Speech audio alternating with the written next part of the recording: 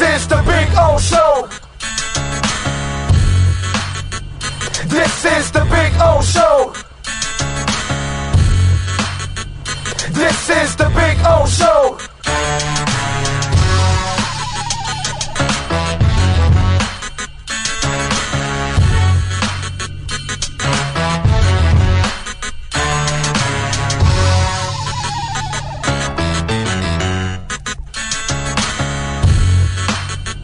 This is the Big O Show.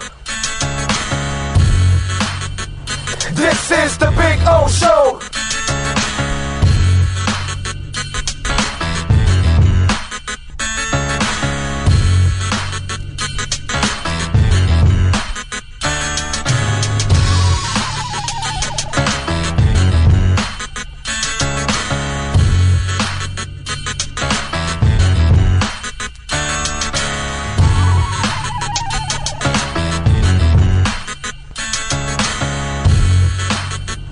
This is the Big O Show.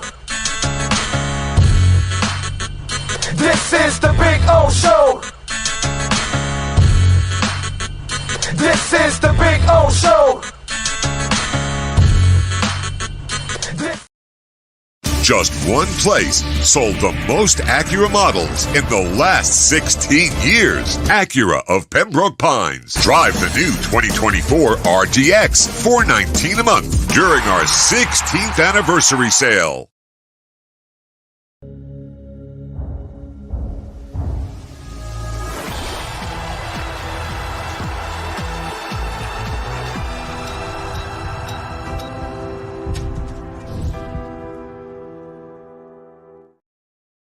For over 16 years, EJDconstruction.com has provided South Florida residents quality craftsmanship, accurate project management, and exceptional service. That's why EJDconstruction.com is an A-rated member of Angie's List and the Better Business Bureau. When you're looking for the right custom home builder for additions or home remodeling, please call my friend Eric at 305-433-4843. That's 305-433-4843 for EJDconstruction.com. We interrupt this program to bring you a special report. Miles an hour, that's a Category 4 hurricane. 3 deaths are reported in Florida after more than 24 were killed in the Caribbean. This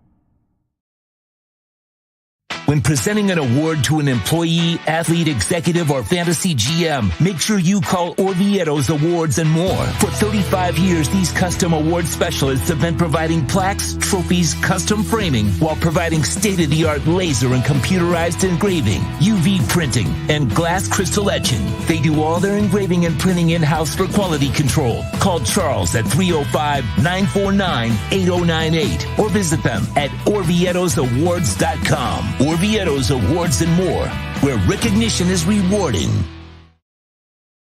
Just one place sold the most Acura models in the last 16 years. Acura of Pembroke Pines. Drive the new 2024 MDX, $469 a month during our 16th anniversary sale.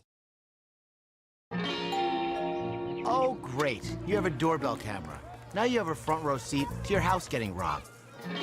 They're breaking into my house! Ooh, there goes the TV. I'm sure it'll turn up at the pawn shop. No, not the TV! Just because you can see them, that doesn't mean you can stop them. With Slogans, you get 24-hour monitoring, a free home security system, and professional installation. Plus, free doorbell camera, one that'll actually work for you. Get out of my house! Get out of the house! Call 1-800-ALARM-ME. Welton Rayom has more than 62 years of litigation experience handling insurance disputes. They're committed to resolving even the toughest insurance claims quickly. Call them for a free consultation. 954-966-4646. At Welton Rayom, they don't get paid unless you win. Property damage claims to your home, business, or condo as a result of a hurricane. Welton Rayom can help.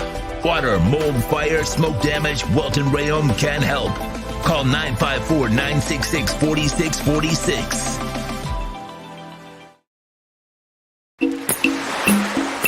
Take a journey to our Caribbean paradise at Toyota of Hollywood. Get in the groove with great deals on over 2,000 Toyotas, like a Corolla, not 24,000, just 17,975. You'll be cruising and chilling with super low 2.99% financing. Feel the rhythms of the Caribbean today at Toyota of Hollywood on 441 between Hollywood Boulevard and Sheridan Street. Open till midnight.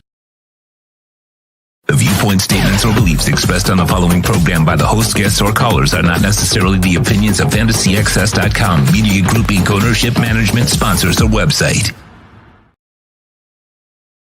When it comes to South Florida sports teams, very few in the media have witnessed, lived, and covered it like the Big O. Let's start the program dedicated to your favorite South Florida teams with a passion that's unmatched. The Big O Radio Show is on. Here's the Big O.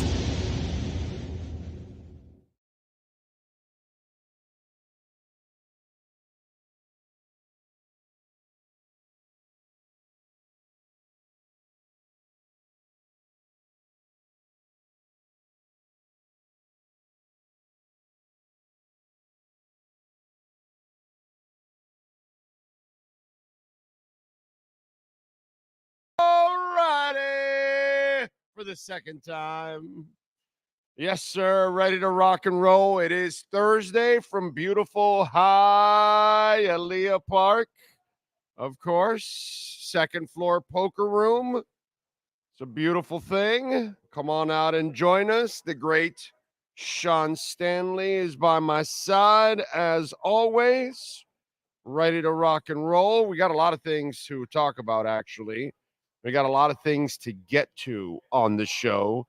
You guys have homework, okay, for us on the show. Seriously, no, you've got some homework. We talked about going on the road, and so far we haven't had any responses.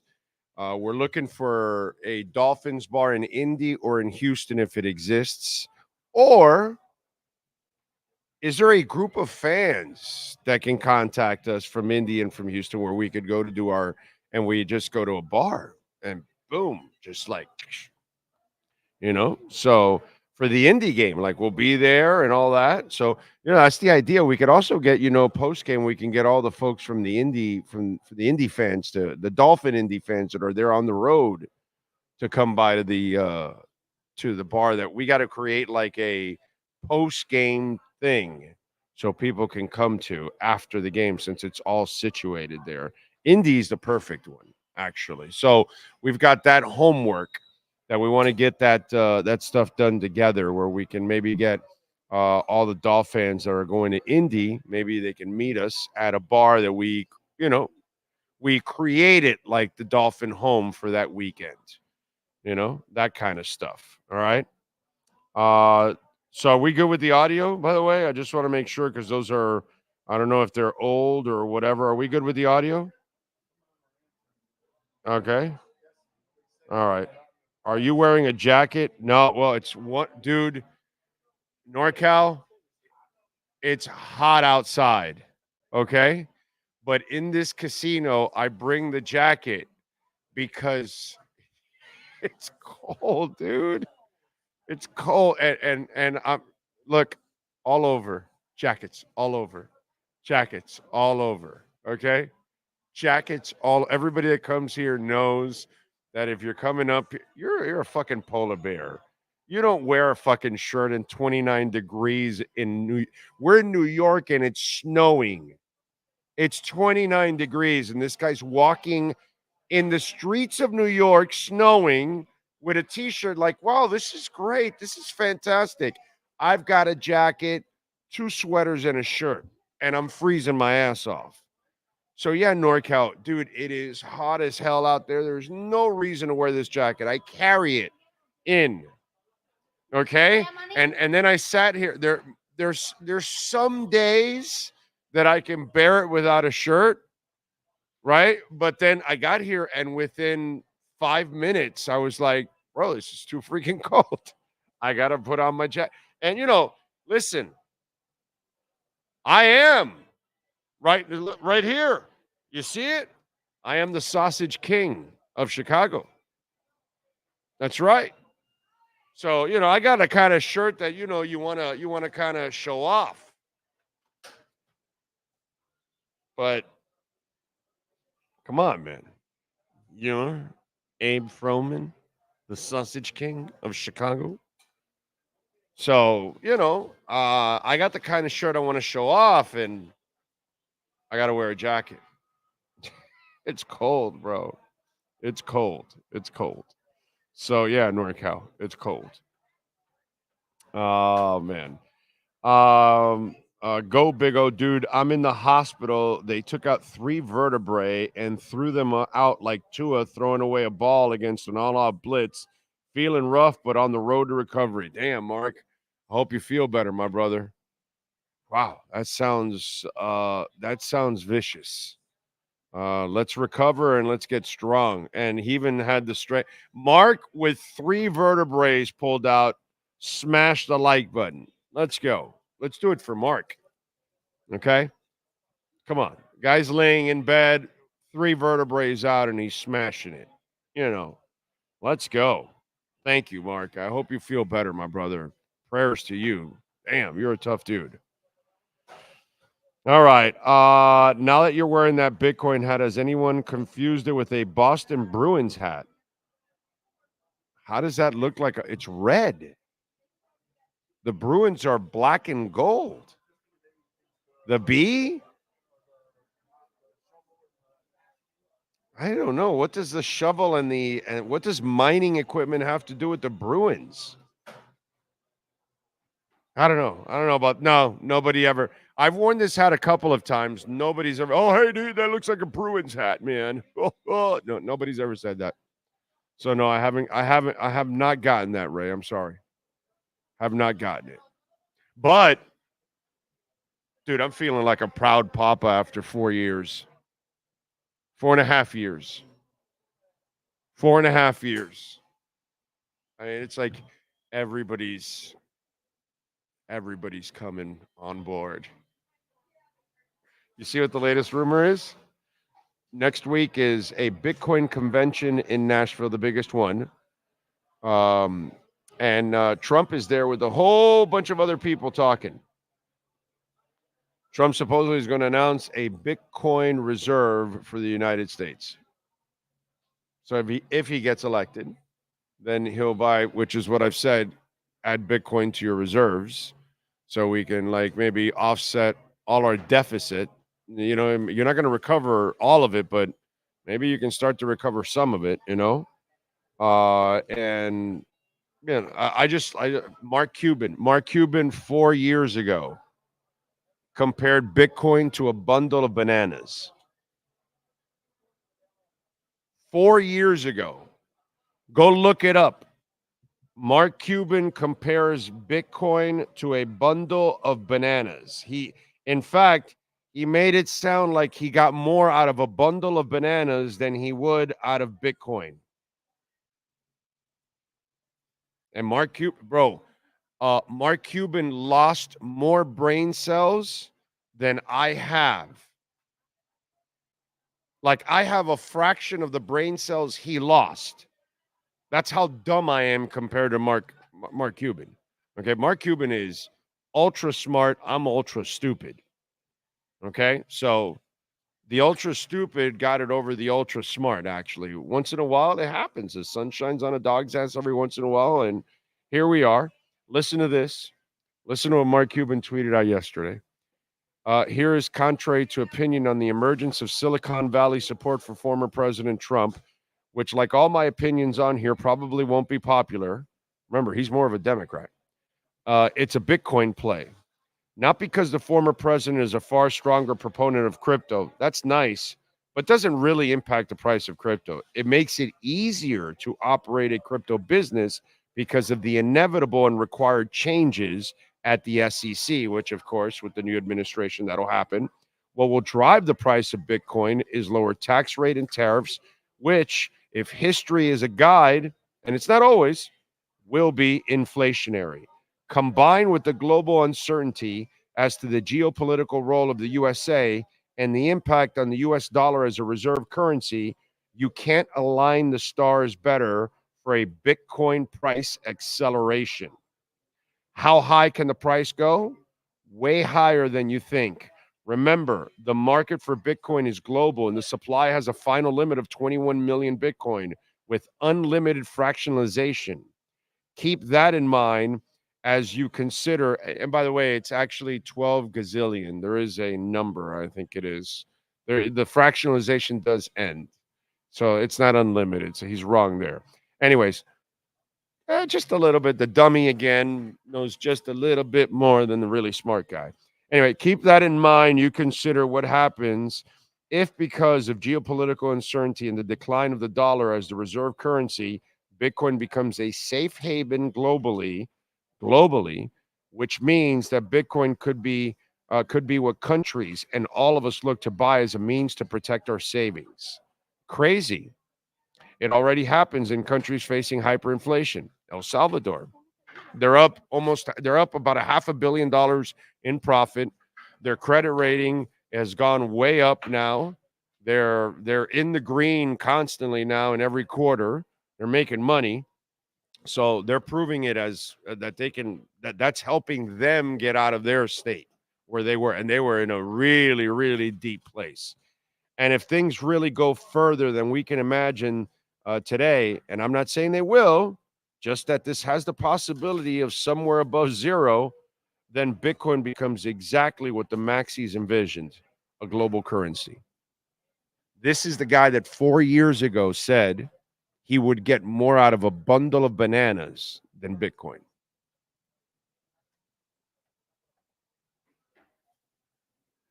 And now Jamie Dimon, I've been calling Jamie Dimon a liar now for years, right? That, he tells Americans Bitcoin's a pet rock.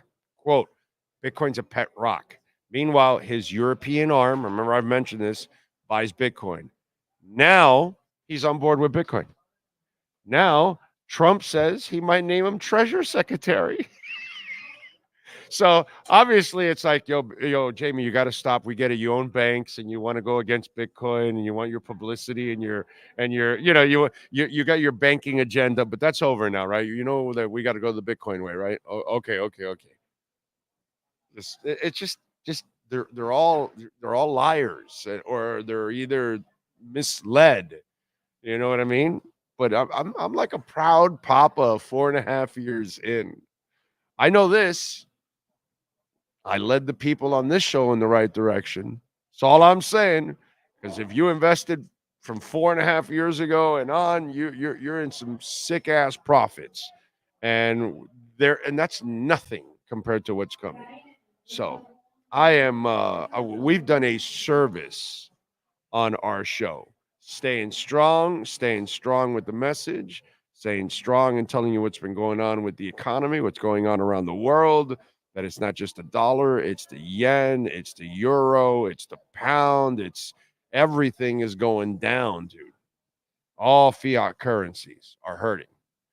And so, it's crazy. So I don't know what's going to happen in this crazy ass election. Obviously, the old man's about to drop out. I don't know if it's going to be Kamala or whoever, and I don't know who ends up winning, but this one will end up winning one way or another. One way or another. the hard way with Democrats or the easier way with Republicans. It doesn't matter. It'll win. It'll outduel all of them in the end. The toothpaste is out of the tube. So the race now is the rest of the world to get on the blockchain technology and everything else. So I'm just, you know. So it's just funny. It's good. And like the Ben McKenzies of the world that look like complete morons for doubting it. And Ben McKenzie writes a book and he thinks he's a smartass. Anyway, so we have led you the right way. And that's a beautiful thing. That's all I can say. Jamie Zoria out in San Jose, number one. I don't think Jamie's been number one in a while. He used to be like number one all the time. Good job by you, Jamie. Number one on the chat board there. Gus 1388 says going over Phillips' training like a Zapruder film, then getting up from his chair like Leo DiCaprio meme point at the TV. Oh. Okay. He's planning and turning with left leg. Yeah. Well, listen, he'll be fine, and hopefully he can stay healthy during the season, and that'll be the important part. Joe 305 is in the house. Oscar Rojas is smashing the like button. I love it. Smash it, smash it, smash it. Give Inter Miami. He is correct, Sean Stanley. You must give Inter Miami a victory cigar. And we'll talk to Alex Winley about the win at 3:30. Okay, so we'll have a little fun with Alex on that. Thank you, True Fin Fan. Big O show, the only real anti-clickbait show, anti-BS show I know. There you go. Thank you, sir. Appreciate you. Anti-BS. See, we told you. Right? All the rest was anti-BS. And this was real. Even Trump, I just a couple months ago, I liked the dollar. He was down Stupidville too. And apparently the Republicans got to his ass. They orange pilled the guy that has an orange face. It kind of goes. I mean, if you are the orangutan, you should believe in Bitcoin.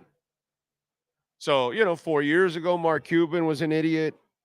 2-3 months ago, obviously, Trump was an idiot. Maybe still an idiot, but at least he believes in Bitcoin. So, this is good. This is good. They're all learning the ways. Okay? We are the Jedi Masters. You are the Padawans. Learn. I have told you, not a financial advisor, but don't have a savings account. Have a what? A Bitcoin account. You're going to save. Remember, I told you, look at Swan. Swan.com. You can open up an account, connect your bank account there. You can buy Bitcoin there. Bam, bam, bam. Save it there and send it to your cold storage wallet for free. First $10,000 of Bitcoin that you buy, commission free. So if you're buying it on Cash App, on Crypto.com, on Binance, or whatever, you're paying a service fee because everybody has to pay a service fee. Swan.com doesn't charge you a service fee for the first 10,000 Bitcoin that you buy. So I'm doing that now. I'll be on it for forever, but I'll have at least I'll be fee free for a few years. So that'll be cool. But and then I can transfer it to my cold storage wallet. That's it. And for free is the transfer fee. Okay? So learn the ways, Padawans, because it's certainly not money. Brian says, Big O, I have not been watching the shows. I've been busy working out and losing weight, but I'm back. Saw somewhere Cam Wolf of the NFL Network contract should be done. I don't know. I don't know about that. I'm sure he'll have a new contract. He does an excellent job. So I have no idea what you're talking about, but Cam is awesome, so I wish him the best. Think Blue Dodgers is checking in out in Los Angeles. NorCal, as we said, calling me out for the jacket. Cosa Nostra, Louis M, Ryan AP. Louis Medina says, have you ever broadcasted the games Thursday night at the Hialeah Park Casino? We did a season of pre and post game shows here for the Dolphins. 1 year. 1 year we did. Let's see. When I Jack, have a great show and afternoon. We appreciate the hard work. Thank you, thank you, thank you. Nyborg, Ray Landis, Steven Gonzalez. Let me see what else. Chris Duquette. Thank you out there. Raging. You might want to wear a sweaty or a hoodie in 29-degree weather, but not just a shirt. Yeah. Oh, when I go up to Buffalo, when we're in Buffalo, he won't wear anything, but I'll be in a couple sweaters, a jacket, all kinds of shit. Let's see. Jorge Gras. Thank you, sir, for following for a long, long time. Very nice of you. Chris Duquette with the thumbs up. Karoon. Stetson O is in Toronto. Like it. Nyborg. Chris Duquette says, if Trump says it's a good idea, Mark Cuban will hate it. No, it at this point, only morons and see, Mark Cuban was uneducated 4 years ago when he made that video about Bitcoin and he was trashing it. He didn't really look into it, because if somebody that like me that has a fraction of his intelligence, okay, that guy's way smarter than I ever could be, will be, could ever dream of, but he didn't really study it. And so the beauty of it, and this is the part that sucks for my show sometimes for some of you out there, since I got into Bitcoin 4.5 years ago, unfortunately, I had to learn about money also at the same time to compare what the hell is going on. And then at the same time, it forces you to learn politically what the hell is going on all over the world. So, if you're investing, you got to figure out what's going to affect your investment. So I've had to talk about it. So I know it hurts you guys. But in the end, I don't get into, if you notice, I don't get into the culture war stuff. I don't get into all that other stuff. I only strictly talk money. That's it. I only talk investments, and that's it, and how it affects us. That's all I ever talk about, the dollar and our investments. I don't get into any of the culture wars from the right and the left. If you notice, if you pay attention, because I don't really care about either side. I just care about all of us to how are we going to be better for ourselves? Are we going to better our families? What's coming? You know what I mean? That's why I always tell you, it started with George Bush printing $6 trillion in 8 years, then Obama $8 trillion in 8 years, then Trump $8 trillion in 4 years, and I don't know how much Biden, but it's probably going to be 7, 8, or 9 trillion easily in the 4 years. It's going to be right around what Trump printed or more, and then whichever one gets it. Well, it doesn't look like it's going to be Biden anymore, but whether it's Trump or whoever, Kamala, whoever they put in there, whoever gets in, that person's going to print another 10 trillion. What do you think is going to happen to our dollar? Again, I don't care about either side. I care about you guys. You that have chosen the red or the blue, then you're the ones that try to decipher what I'm saying and try to, put it on one side or the other when I don't care. I don't care. I'm just telling you, what's going on. And what I've told you for 4.5 years has happened right to a T, and it continues to happen. So at this point, Mark Cuban and even Trump and whoever was denying, Jamie Dimon was denying because he knew it was right. He had other motives. He's just evil. You know what I'm saying?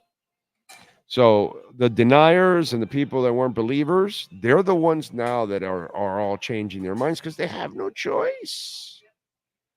Because it's the truth. So enjoy.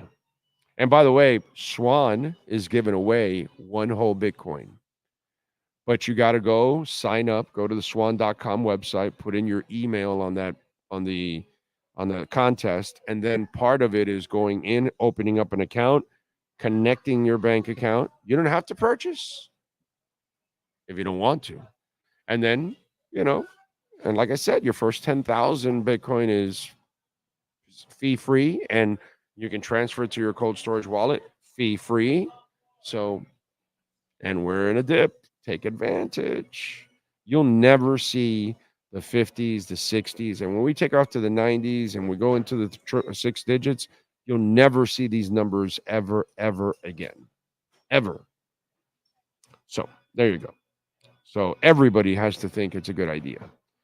And I'm not a financial advisor, but you can do the math. Ocala Joe is in the house. He says, afternoon, Orlando and Sean, rocking a cool cap. Thank you. I'm jealous because I still haven't received. Yeah, man. I'm hoping I pick up some stuff tomorrow, by the way. Let's see. What else do we have here? Willie is in the house. By the way, you can always make a donation, Cash App or Venmo at Cash Big O Show. That is Cash Big O Show, Cash App or Venmo. And I'd be remiss if I did not mention Ray. Thank you, sir, for the Bitcoin donation today. Thank you for Happy Thursday. Appreciate that. Thank you. Willie is out in Colombia. Mark Smith, tell us more about where we can get a bundle of bananas. Good Thursday from Rosendo. Do something today that your future self will thank you for. Opportunities don't just happen, you create them. I just gave you the Swan website. I gave you an opportunity to win one whole Bitcoin without even purchasing anything. I gave you the opportunity to go purchase without fees, transfer without fees. And Rosendo sends in something that says, do something today that your future self will thank you for.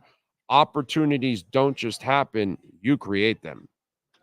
So the Bitcoin you buy will grow. And who knows, you might be the winner of that one. Now, what happens, Sean, if they win that whole Bitcoin? They have to take you to steak dinner, right? At least. Because we gave you the tip of going to swan.com. You end up winning a Bitcoin. And they're going to give it out, I think, like by November or late October. By that time, Bitcoin will be easily at 100,000, easily. So you got to take Sean out to a steak dinner. That's the only requirement. Okay. Willie is enjoying the lunch break. Thank you, sir. Sneak Attack says, thanks to you, I'm completely in the green, contemplating pulling out of my 401k and putting into Bitcoin. I did that already 4 years ago, but I put it in mostly into Ethereum. So I my Ethereum was like 900, 1200 to 1600. I bought it at 1600, between 15, 16 something. And then it went up to like 4,000. Then we had the crash and it went all the way down to 900. And then that's when I loaded up again. And I loaded up between 900 and 1200. So, and then I got very little Bitcoin. I got more of the Bitcoin after the dip because the Bitcoin was too expensive when I first got in because it was the back end of the last bull run. So, yeah. So, Sneak Attack, you are smart, sir. And if you continue to buy the dips like you probably have, you're going to continue to be sickly in the green. It's a beautiful thing, isn't it? It really is. You stay strong, you hold, and you'll see it grow like crazy. Let's see what else. Big O, enjoy the rest of your day. Please listen to Boiler Room set of Armin van Helden in Miami. What a set. Okay. Sasha says, how do you see the LB group of Dolphins? I thought it was a big weakness last season. I think it's an actual upgrade. Adding the kid from Seattle. I think you got yourself the Josh Allen spy. So I think Brooks is an upgrade over Baker. And Long now will be, I think, even more comfortable, even though it's a new system. I think he didn't play as much at the beginning and then got in a flow. Seems to me like he's really comfortable with what's going on now. It's kind of I think you're better at linebacker, but it's a wait and see, and you got to prove it. But I'm going to say you're better at linebacker. Where you're not better is every down defensive tackle. And that's where you lost on Wilkins. Now, in key downs, where you have Wilkins or Calais, there's not much of a drop off. Because Calais won't play as many downs as Wilkins, but he'll play the key downs. So that then the drop off isn't nearly as bad. You know? But again, my brother, talk is cheap. We will find out when the season starts where everybody stands. I'm really, really hopeful for this season. I just need health, man. I just need a little luck. That's really what I want. You can't have your entire, pass rushers gone and 2/3 of your offensive line done, and your safety is playing on two bum knees, and your corner is a shell of himself, and it just your entire linebacking core was out. You had a whole bunch of old people. There's no way you're going to win games like that. We can't have that kind of bad luck. If that happens, then I can't. It's like we're dying to be negative about shit when Mike McDaniel is on the brink of making it to the playoffs 3 straight years. Like, what coach does that for the Dolphins? That doesn't happen. And I'd like for him to make it with like a healthy team, and then I can see, okay, how about winning a game or two now? But everybody just wants to, not everybody, because people like NorCal that I see on the list, some of you, you're level-headed, true Fin fan. You guys are level-headed. You see, there's a lot of positives. And I just don't understand how I got to continue to explain that. And everybody just waits for the other shoe to fall. When, to me, it's the other way around. We're going away from that team. It's actually becoming the team that can win, that can do big things. But bad luck has gotten in their way the last 2 years. The first 2 years of Mike McDaniel's career, bad luck has gotten in his way. Now, bad decisions have also gotten in his own way because he's got to improve as a coach. I'm never going to deny that, okay? But I can't deny the amount of injuries the last 2 years at the end of the year. So if this happens where they play shitty and they're healthy, then I can go and be disappointed with some of you out there. Then I can, step into the negativity side of it and say, oh man, yeah, the other shoe's going to drop. But I see a pretty dynamic coach, a little green on game day. He's got to get better. But I see the best roster we've had here in 30 years. I just need the roster to stay healthy at the end of the year. That's what I know. You're going to have an injury or two. It can't be 10. It can't. It just can't be 10 people that are so key to your team to succeed. It just cannot be that many people. Big O, I know a really good Colts tailgate up in Indy that always invites the Finlaws as guests to their fun day, possibly pregame from a Colts tailgate. I'll reach out if interested, but Seattle, okay, well, Seattle's a separate one, but this one, Indy would be good, man, because I know the territory really well. It's super, as you've been there, it's the most convenient downtown. So if there's something that we can do, and then what we can do is what I'd like to do is make the reservations, get all this done early. One, it's more affordable. And then this gives me time to start spreading the word out in that Indy area. Hey, we're going to be there. Dolphin fans, and any of the Dolphin fans that are in that area. And if they're not going to the game, or if they're going to the game, they can join us post game, or they can join us to watch the game together, all that kind of shit. So, let's do it, man. Let's see if we can do it. That'll be cool. Because you know what I want to do, NorCal. If I want to be in the middle of it with Dolphin fans. You know, wherever I'm at, if I can be at the stadium, fantastic. You know, it's a little difficult and all that. And, you know, when you're broadcasting from the stadium, you're also breaking NFL rules. That's, by the way, that's the other thing I was thinking of. We are breaking NFL rules. And we get tagged for anything and everything. And if we say we're broadcasting on an NFL state, you know, that's another thing, bro. We could get in serious trouble. Now that I think about it.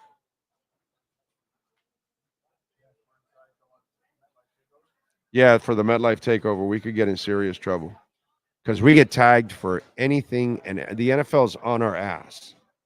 Anything and everything, bro. You know, fan sites and all that, they get away with stuff, and all, we don't get away with stuff, bro. We don't get away with anything. They're watching our show. So, but if I could be at a bar with Dolphin fans, you know, and the cool thing about Indy is we'll get credentials. We can actually pop in for the game for a bit and then, you know, go back to because it's all so centralized there. You know, it's really, really cool. The Indy one has potential, but we need the environment. You know, we need the environment, you know. So I don't know if Adam Pinkster is watching. He usually watches or downloads. He's another guy that can help us. I know he told me he watches the games at home, but he's an indie guy and watches the show religiously. Alex is there? All right, let's do it. Let's rock and roll. Let's talk a little football with Alex Winley. Yeah. Bleacher Report, 90 minutes US. And, of course, the Heron's Nest, which you can subscribe by going to her Twitter. I was going to say AAW_1998. Alex, good afternoon. Good afternoon to you. I tell you, my favorite run ever in Inter Miami history is this run here of 5-1-1 without Messi. I know with Messi, it's the most exciting thing we've ever seen. But to me, life without Messi is going to happen. And it's going to happen faster than you think. And you want to see signs of life that you're not Messi reliant. And that's what they were for a while, that every time Messi would sit out, it would be just an ultra disaster. And hell, you know, we've had these conversations. And I would say, come on, dude, you know, you got to show me something here, Tata. You're not showing me coaching. You know, like we watched Spo. Spo could get me and they might win a game with me, which I don't even know how that's possible. But Spo has, you know, that magic touch. And to me, that to watch the young guys, because it's not like the old guys carrying you. No, it's the young guys coming through a lot and making a lot of great decisions. That's been really, really fun to see them cut the umbilical cord. Right. And I think that's what should excite Inter Miami fans heading into the future. Like you said, there will be a life without Messi. And it may, I'm not going to say it's going to come quicker than we think, but, you know, with the injuries, he's 37 now. Obviously, he'll stay to the end of his contract, him, Busquets, Alba, Suarez. But, you know, it shows that the team has been able to evolve, you know, with Messi being out. They had to find ways to win and win well. And I know a lot of people were initially probably writing off Miami during the summer, you know, with Copa America and the Euros and players that are going to be gone. But I think we have to give kudos to Tata Martino for getting the best out of his younger players. You know, Federico Redondo, we saw last night Diego Gomez as well. Even earlier in the summer schedule, Benjamin Kramaski, Leo Alfonso getting some goals. Ian Frey coming back. I mean, a full 90 minutes last night, you know, even with his terrible injuries that he suffered, playing a full 90, that has to feel good for the team and for himself. He did look a little tired at the end, and I don't expect him to play this weekend, but I think this is what should excite Inter Miami fans heading forward. You know, these young guys who want to come to Inter Miami, who want to use it as a springboard to Europe. Already we see Diego Gomez, who has interest from teams like West Ham and Brighton and Hove Albion in the Premier League, and he'll probably end up leaving sooner before later. But this is where Inter Miami now becomes good Right. business too at the same time. So while we see them spend a lot, this might be moments where they start to make a little profits too at the same time. Good for them. Right, exactly, and I think that's it's a shame to see these really young, talented players leave, but at the same time, like you said, Orlando, it's a business, and Miami need to show that they are a destination club where young, talented South American or even European players can come, springboard their career into and leap into Europe like that. I know Redondo, all the U22 DP players, Avilas Gomez, Redondo, Farias, who's injured right now. Taylor's career has been, gotten an incredible lift coming to Inter Miami. Right. Robert Taylor too. But and it's something that should excite the team. I know Miami will always be linked to stars, and even when Messi, Busquets, Suarez, Alba, they leave, Jorge Mas is really hell-bent on bringing in more stars, a Neymar, Griezmann, it'll be there. But it's the young core that should really, that's the backbone of this team. And last night they showed that and then some. By the way, your boy Frey, you were at the game, so maybe you saw more of it. That was payback to that guy when he put him on his ass. I don't know what was going on during that game.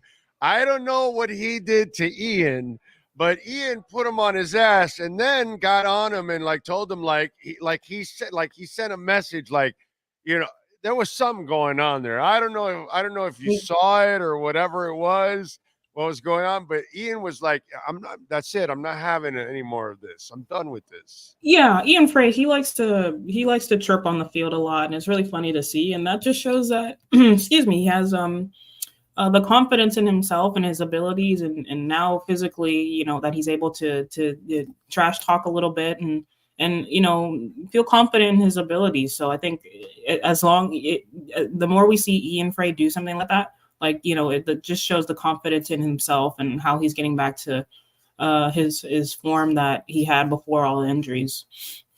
Redondo might have played one of the better all-around games I have ever seen in an Inter Miami uniform last night. I mean, that man was savoir-faire. He was everywhere. That's an old cartoon when I was a kid. But he was like a whirling dervish yesterday. He was everywhere, and then obviously finishing off a pair of beautiful goals. Yeah, and watching him from the press box, it was really surreal and really interesting. Everyone knows the quality that he has, but I don't think we quite saw it to his full potential due to injuries. But last night, I think this was the first time we've seen him fully fit, and that's what he'll be able to give Miami when he's fully fit and clicking like he should. Him and I want to shout out Julian Gressel as well last night for getting 2 assists, one on the set piece and one on the third goal. It was just, I know a lot of people were giving him flack, but that's why Miami brought him to the club. He's honestly, he's probably one of the best crossers of the ball, great delivery in the entire league. So I don't trust Gressel to finish plays, but I do trust him immensely to make some terrific passes that he knows he's one of the better ones to set up his teammates. He isn't as effective as a closer, as a scorer. Okay, I can live with that. Everybody has a role, but he has a fantastic role on this team. He is very effective as a guy that sets his team up. Right. And we're seeing it now, and he's really the pass before the final pass guy, or the final pass guy, essentially. And we're seeing that now, and I'm really glad that Tata stuck with him throughout his dip in form, but now we see him really coming into his own, and at the right time, when Messi's gone and Miami maybe needs people who can set up plays now, and now you have Julian Gressel able to do that. By the way, you can follow Alex on Twitter at AAW_1998 and sign up. Please subscribe to the Heron's Nest, guys and ladies out there. If you want to find out more about Inter, she's going to keep you informed with everything. She does an excellent job, and on Twitter, she follows it. By the way, the Gomez goal was un golazo. Wow, that was a blast. That was they even showed Messi like he was like approving. Which, by the way, that was super cool of Messi with a mangled ankle in a boot to go and not big time in and stay home and be there. I thought, I thought that was like really, really cool on his part, actually. Right. And it just shows that he's the captain of this team, and he could have easily stayed home or whatever. But And we all would have understood, by the way. All of us. Yeah, Everyone. he has three sons, and Antonella. I wouldn't blame him for staying home either. But the fact that he's able to come out and support the team, and yeah, that Gomez goal was incredible. And once again, it was Federico Redondo setting up with the really nice curled ball in, keeping him onside, and Gomez made the finish look simple, but it was really difficult, the angle. But yeah, it's really pleasing to see these young players really go and come into their own. And I think it's a mixture of having guys like Messi, Suarez, Busquets, the older veterans kind of have their influence in and around the team, and the confidence to give these younger players, to tell them, hey, look, you guys are capable and you can win games as well. And that's definitely rubbing off on the squad. I gotta say, Alex, the only thing that I'll complain about from last night, there was no reason to play Suarez. I mean, this was the night to give him off. If you want to play him a little bit, on Saturday, okay, I get it. Now, he's had some more time, but he just came away from the consolation game. I would have held out Suarez. I know he didn't play a ton of minutes, and I know he didn't play hard minutes, the minutes he played too, which, I'm sure Tata told him, hey, we're going to put you in there, but, we're pretty comfortable in the lead. Just don't go crazy out there. But I that's the only thing I wish he would have held back and brought somebody else on, at that moment. Right. And I think, honestly, they just brought him on because, Miami were up 3-0 at that point. And they probably thought he could get a goal or two against this Toronto side that was a little disappointing. But yeah, I think it was also just him getting up to speed, being gone for a month with Copa America. Saturday, I expect him to start, especially, Campana. He got the start last night, but he did not. I don't know. I don't think he did his best in that Miami side last night. So I think Suarez will probably get the start this Saturday, and yeah, we'll see. But maybe I think they probably could have added Suarez on in like the last 10 minutes, but I don't know. But I think it was just them trying to get him reacclimated to the squad, really. Yeah, well, they're going to need him because obviously Messi will be out, and it looks like with that mangled ankle. I know that the coach kind of downplayed it a little bit, like he didn't think it was that serious, but just to be, you're coasting. You killed yourself to have all these points before they left, thinking that this was going to be the month of hell. And as I just told you to start this segment, it's been my favorite stretch in Inter Miami history because this one is seeds of the future. This shows me that the coach is doing great. The front office is finding, talent. They're developing young guys. I know the Moss brothers are maniacs. I know they'll bring more stars, but I need to know that you can develop players and find some other ones. And that's, to me, that's the most exciting part of it all. So that's why I kind of, I look at it a little differently than maybe the average fan would. Right. Right. And I think that's a good thing. And as this team gets into 2025, 26, the new stadium, they're going to continue bringing in young players, especially with the new rules that MLS just announced, where they kind of switched up the DP spots a little bit, where you can have 4 U22 players and 2 senior DPs, or 3 senior DPs and 3 U22 players. So it'll give Miami some flexibility heading forward as well. So yeah, good times for the club right now. Let's see if they can continue that form, get Supporters Shield, and hopefully make an MLS Cup run. Yeah, by the way, that was pretty cool because last night's game was so important because Cincinnati ends up losing to Chicago. Right. You end up winning. So now your team is up on the Supporters Shield, number 1 all overall in the MLS, number 1 in the conference, obviously. And on Saturday, you play the team that just did you a favor, knocking down the Cincinnati. So that's kind of cool that you get to host Chicago after they did you the favor, beating Cincinnati, 1-0. So what goes around comes around. I love it. Right. Yeah, it will be an interesting match, and it's played at home, so the team will be a little bit comfortable. I know it's going to be short rest, but this team is hungry and they want to continue with their winning ways. By the way, I got to come from ignorance here, and you know more than I do, so I'm going to lean on you now. I know in hockey, I remember when they won the President's Trophy a couple years back, it was like bad luck because in hockey, it's bad luck to have the most points because you most of the time you never win the cup. Actually, a lot of times you get even knocked out early, and sure enough, the second round, I think, right, of the President's Trophy, I think they were knocked out in the second round. I want to say, I'm pretty sure it was second round. Yeah. And then the other year they touched the Eastern Conference Trophy when they're not supposed to. So what's the deal in the MLS when you win the Supporters Shield? What's the percentage of you going on to win the MLS Cup? Is it a kiss of death or is it not really a factor?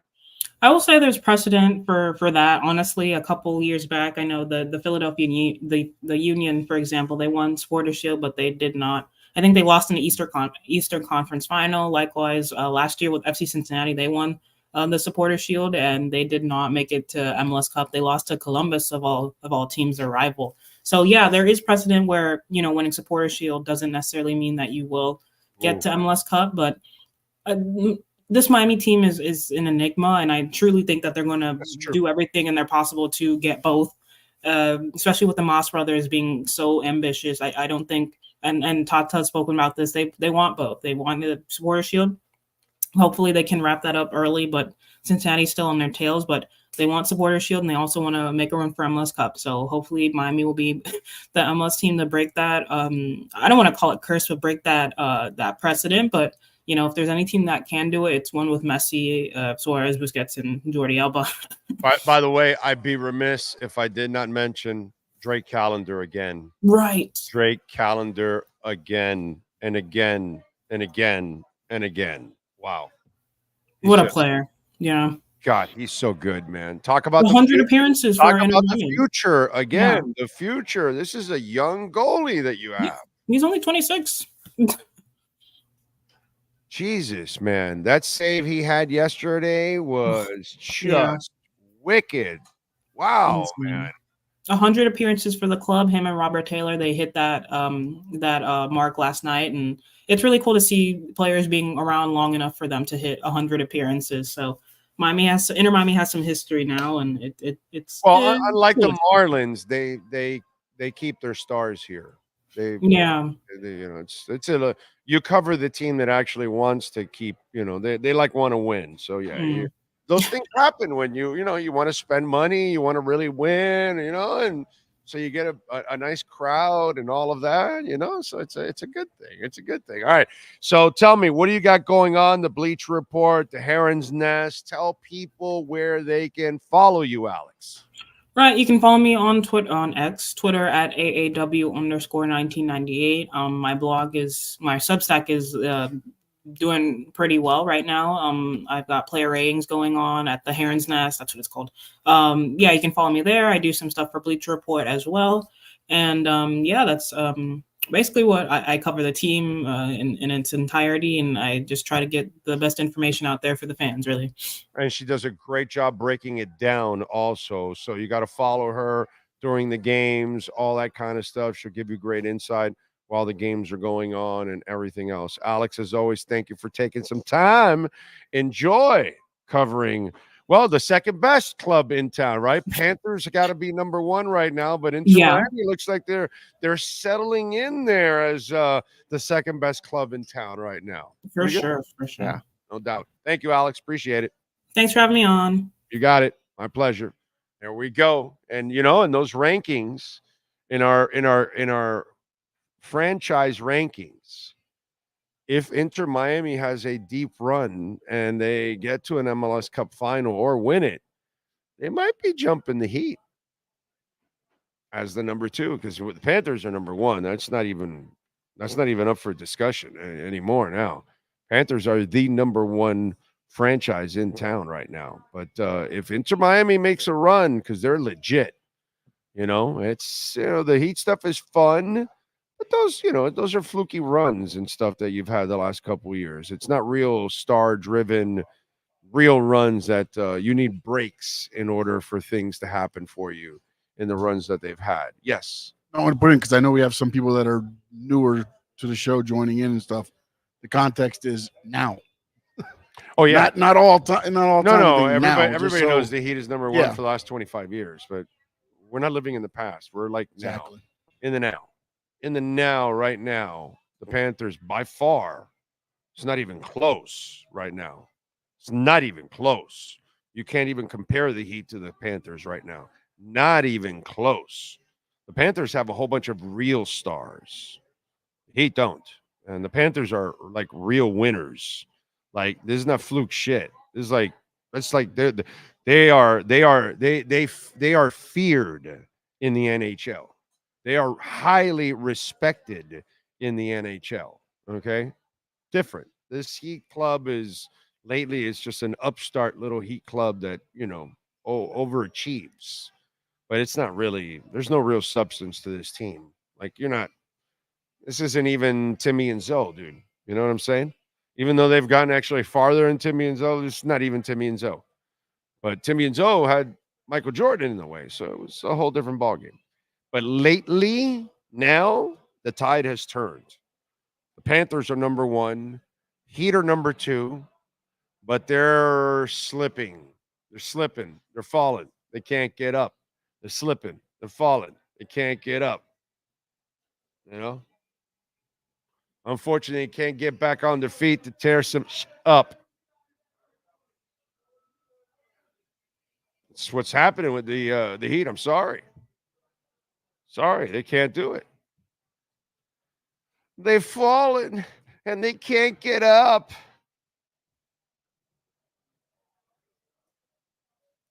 Anyway. Let's see. You see NorCal? He says, Sean, text me when you have a second. I have your indie info. Finn's party Saturday before the game. Oh, look at that shit.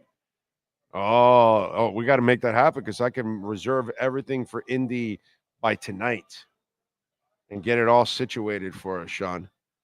I love Indy. I love going to Indy. I always hear people bash it. I don't know why. People are fantastic. They're super nice. Everybody I've ever met in Indy for 20 years, super nice.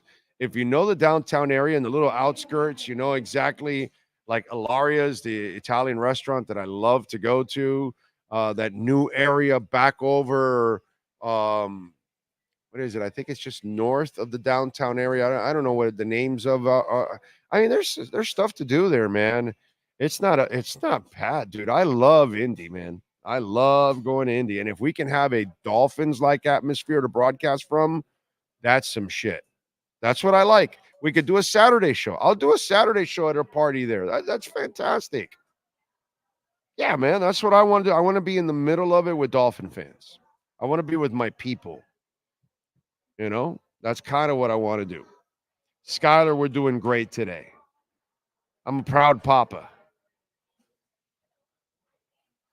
Let's see. Oh, who's the Cutter's Edge Pro MVP? Oh, come on. Let's go. Last night, the Inter Miami squad knocked off Toronto 3-1, and it is so easy to pick the Cutter's Edge Pro MVP of the night. Who's last night's MVP? For your complete landscape solutions anywhere in South Florida, there's only one MVP. CuttersEdgePro.com. Here's our CuttersEdgePro.com MVP of the night. To go with Redondo. I mean, Redondo was everywhere, dude. He was saguafair. He was everywhere. He was assisting. He was scoring. He was defending. He was throwing his body around all over the place. He was like Plastic Man. Have you noticed him? He's like a tall, lanky, skinny dude. And then before you know it, he's on one side of the field, or then he's on the other side of the pitch. Before you know it, he's right inside the net scoring. I mean, this kid is everywhere. What a find by Chris Henderson and company. That was fantastic. They got some youngins on this team that can ball out.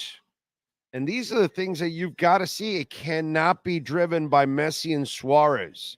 You cannot have that. And this 5-1-1 stretch without Messi, just shows you that they're doing their work.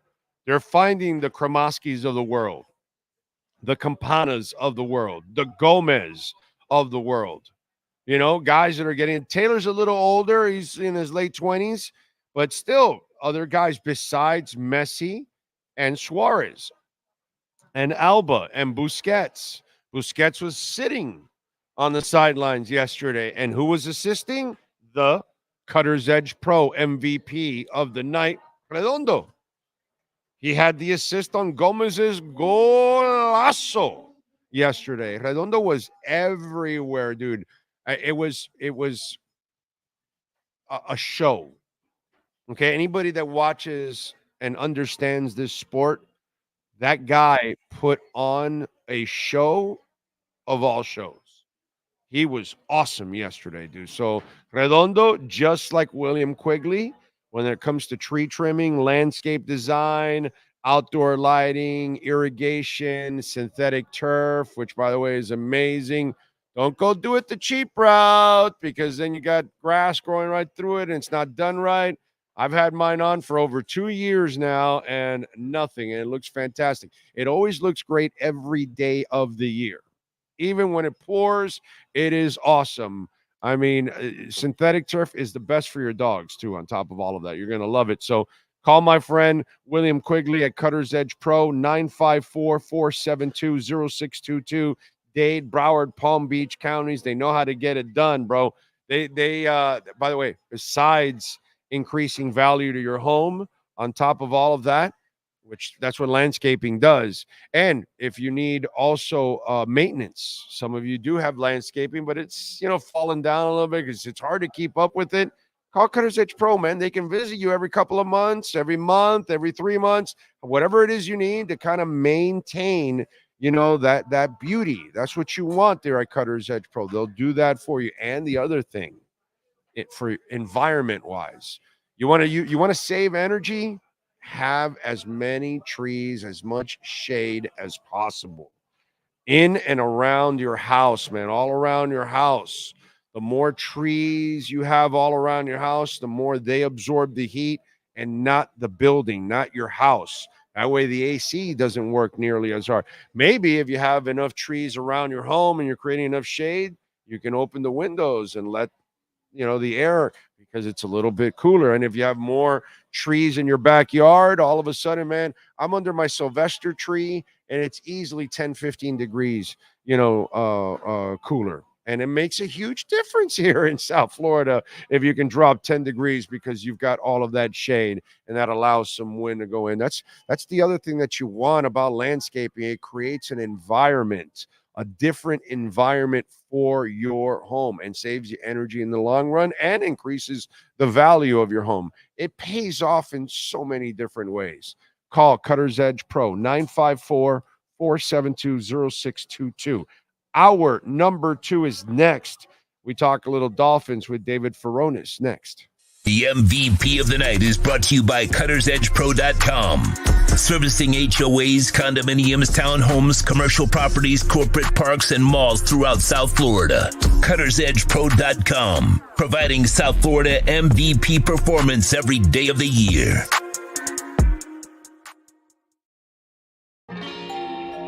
Oh, great. You have a doorbell camera. Now you have a front row seat to your house getting robbed. They're breaking into my house! Ooh, there goes the TV. I'm sure it'll turn up at the pawn shop. No, not the TV! Just because you can see them, that doesn't mean you can stop them. With Slogans, you get 24-hour monitoring, a free home security system, and professional installation. Plus, free doorbell camera, one that'll actually work for you. Get out of my house! Get out of the house! Call 1-800-ALARM-ME. Just one place sold the most Acura models in the last 16 years. Acura of Pembroke Pines. Drive the new 2024 RDX, $419 a month during our 16th anniversary sale. With more than 62 years of litigation experience handling insurance disputes, Welton Rayum is committed to resolving even the toughest insurance claims quickly. At Welton Rayum, they don't get paid unless you win.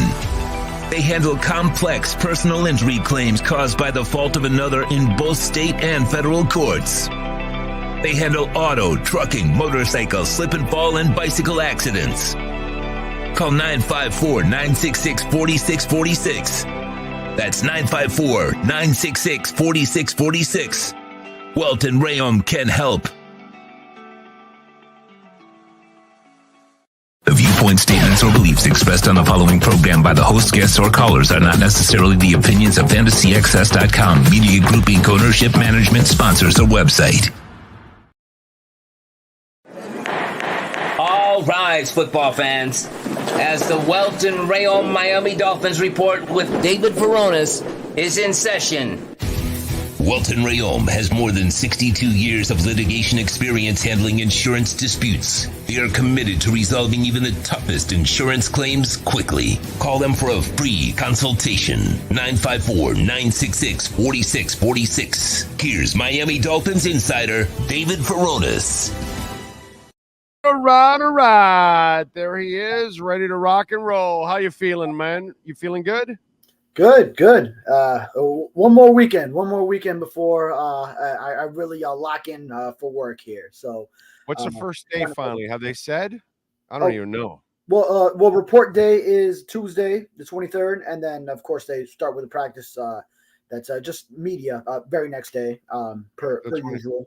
Yeah. So the 24th is probably when we can report. We can go for the first time. You think? As far as media, yeah. Which I apologies to the Dolphins. I know they don't like it getting publicized when they're practicing, but every year it is like that.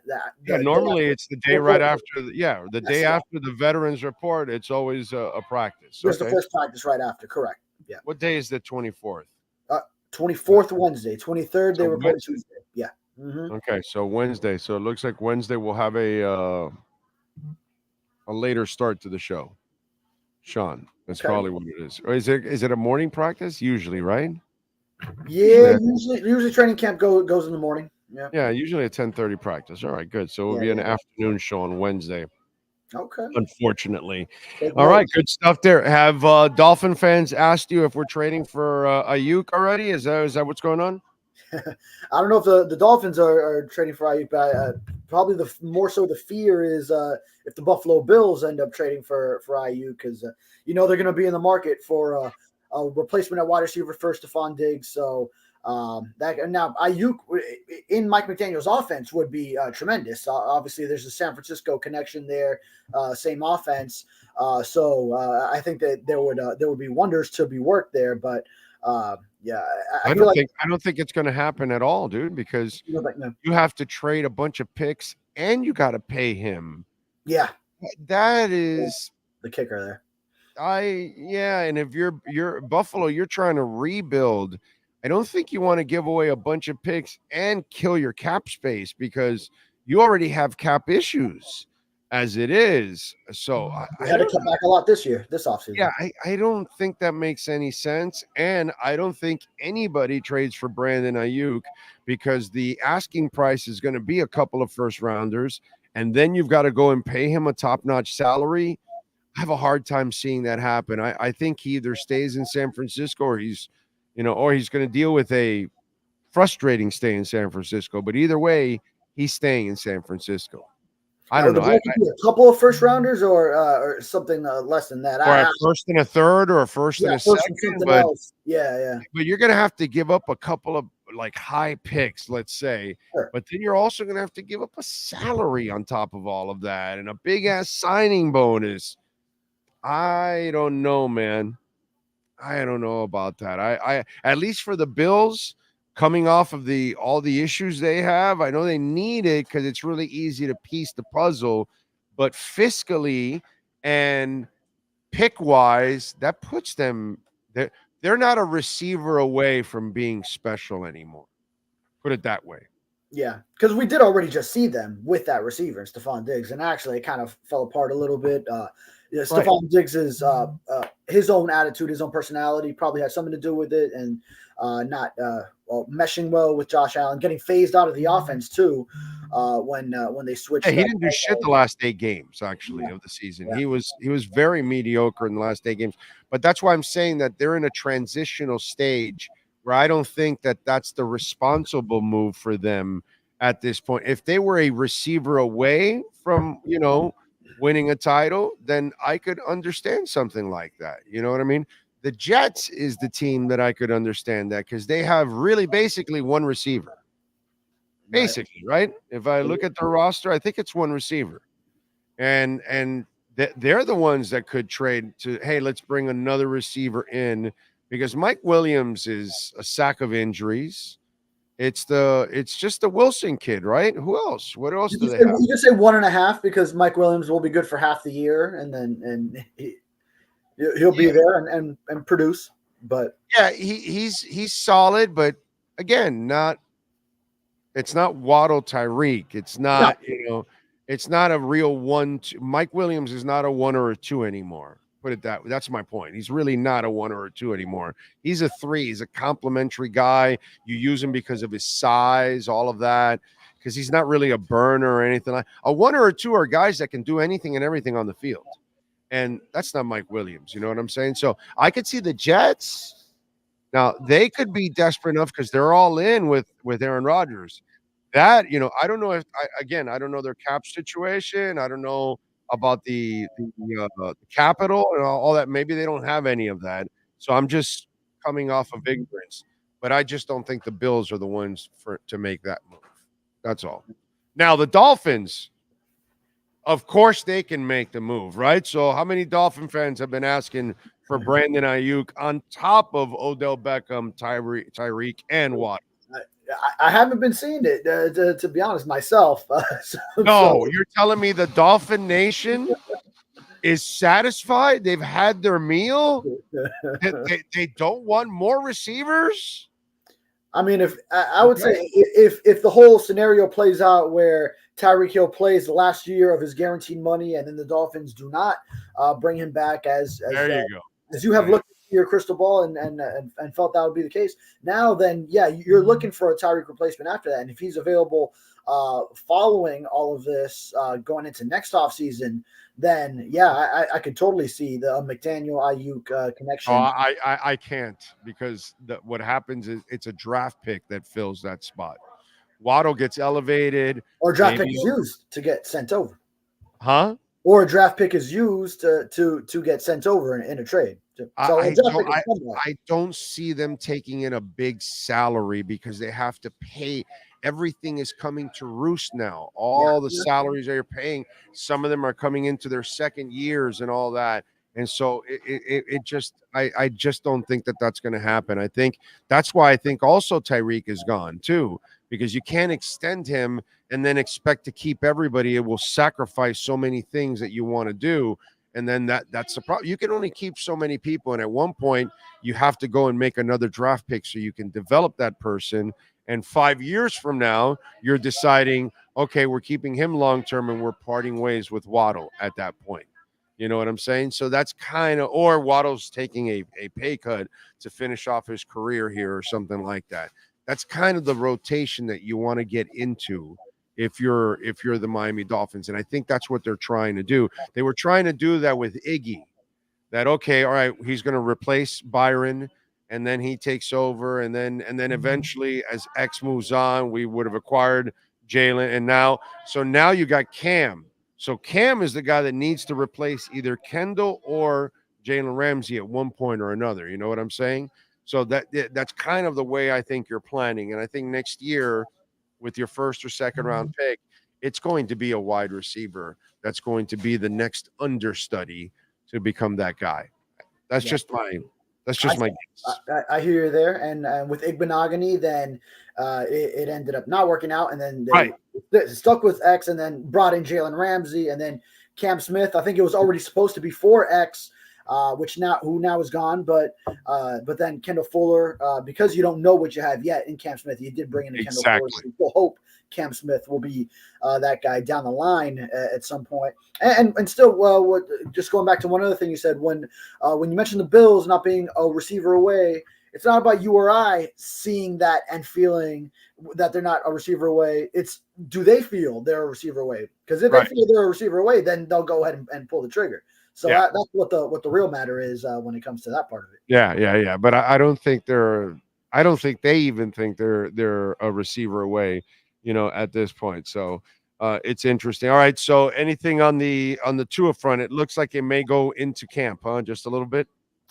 Yeah, now at this point, now there are things happening as far as like, I mean, we do see, but I mean, this is with players that are in the building already. Like we saw Jalen Phillips is working out. So the Dolphins just right before this segment announced that Jalen Phillips and Bradley Chubb are on the PUP list, and they did the same thing with a couple of rookies too. So expected. Yeah, right. So so at least we are seeing some things happening. So maybe that opens something up that, okay, a week before training camp, maybe some negotiations can also go down. But it's looking more and more like, yep, we're going to get to that report day, and then we'll find out that first practice what Tua's actual how he will maneuver off of it. I wouldn't see it as a holdout or total hold in. Maybe he starts off camp doing the same thing of skipping out on 11 on 11s, at least for the start, put some pressure on the team, and then maybe they come to an agreement. But it would be a nice story if they just got it done one of these last few days, and then it's settled. When the thing is, he can't do the hold in crap. Why? He's under contract.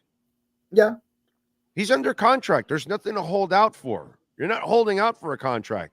You have a contract. You're Wilkins last year. You're talking about an extension, but you're being paid right now. Once he reports, that's why he has to report to camp. That's why he can't hold out, because he's going to get fined $50,000 a day. The Dolphins know it, and they can't rescind that shit anymore. They used to do all that shit years ago. They'd, you will hold out, and then you'd agree, and it was $1 million, $3 million in fine. They rescinded and all. No, there's no rescinding anymore. You got to pay that fine. So they know that. That's why I think it'll be handled with words, not with the actions. Won't help him, because he needs the practice. He needs to prove so he can still get that contract from his team anyway. So it doesn't benefit him to do any holding in, because then you create controversy. Then you will write about it. You will ask about it every single day. And so instead, I almost feel like he's going to douse the fire and say, hey, guys, we haven't agreed, and I'm not answering any more contract questions until the contract is done. I'm just going to talk football, and I'm going to practice football. And I can see him doing that instead, and just taking it on head on like that, and then just letting it go and trying to avoid it. What do you think about that? Yeah, so you're saying that the pen is mightier than the sword in this case. Yes, I'm because he's under contract, he's fucked. And he's better actually to stay on the field, because he's being paid to be on the field. So he's better to say, okay, I'm going to show you. Do what Warren Moon did years ago. Warren Moon years ago, he was in the middle of a contract squabble, and they were at a difference of opinion of what they should pay. And he said, all right, if I put up stats like a top 3, you got to pay me like a top 3. And sure enough, he went out there, put the top 3, and they had to pay him like the top 3. And so, and that's what he and his agent were saying, that he was top 3, which he wasn't. In those days, Warren Moon was, dude, he was a badass, bro. That guy could deal. Accurate as a mofo. You know what I'm saying? He never had to run or anything. He was a pure pocket passer that could beat you with his arm and his mind. That's the beauty of Warren Moon. And he took a gamble. And I think that Tua's facing either I get my deal or I force them to give me my deal.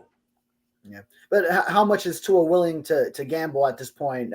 Because I think from his perspective, he's feeling like I proved what I needed to prove, and I just made it through a full season healthy, which was what you needed to see. And the last 2 years, I've led the league in different categories, whether it be passer rating 1 year and yards per attempt, and then lead the league in total passing the next year. So I think from his vantage point, he already wants to get paid like the top 3, top whatever, based off of that, and match these new deals that we've seen in Jared Goff's $53 million per, and Trevor Lawrence's $55 million per year. So And also, when it comes to just whether the holdout and all the fines that come with it, there's always the workarounds nowadays. In like what Christian Wilkins was doing in the very similar situation last year, he's going into his 5th-year option year of the rookie contract, and all right, he's at practice every day. He's there going through individual, all the other practice shit. But then when it comes to team drills, all right, sitting this one out, boys. We did that for a week or so, and until there was some remedy to the situation, and they just decided they won't talk about the contracts, and then eventually he goes off in free agency. So if all that does play out, then how willing would Tua be then to nego? No, I think he would be. I think if then, all right, he starts the season, he starts putting up the numbers.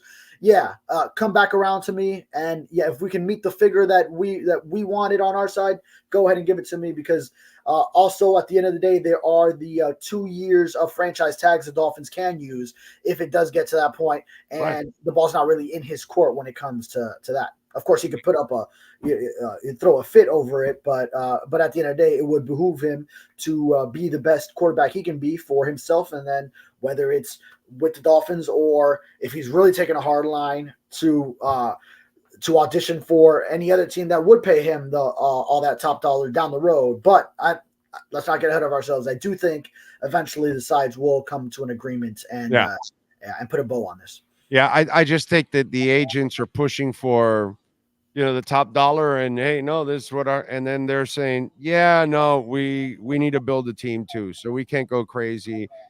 We think this is a fair offer, and it's manageable for us. We understand how you feel about his worth, but we're not going to go crazy in the market here, and then it's going to stop us from growing as a team. So I think that's kind of the case, and then they'll put the heat on Tua. Okay, are you going to force them to give you all the money, and then they're going to tell you, well, okay, but this is going to hurt to build around you, and so it's kind of a give and take.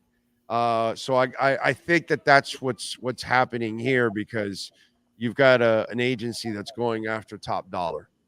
For sure. And and if you're Tua's representation, you're saying exactly that. Like, look, he has led the league in passing yards. He made it through a full season healthy. You shouldn't be concerned about his health concerns anymore.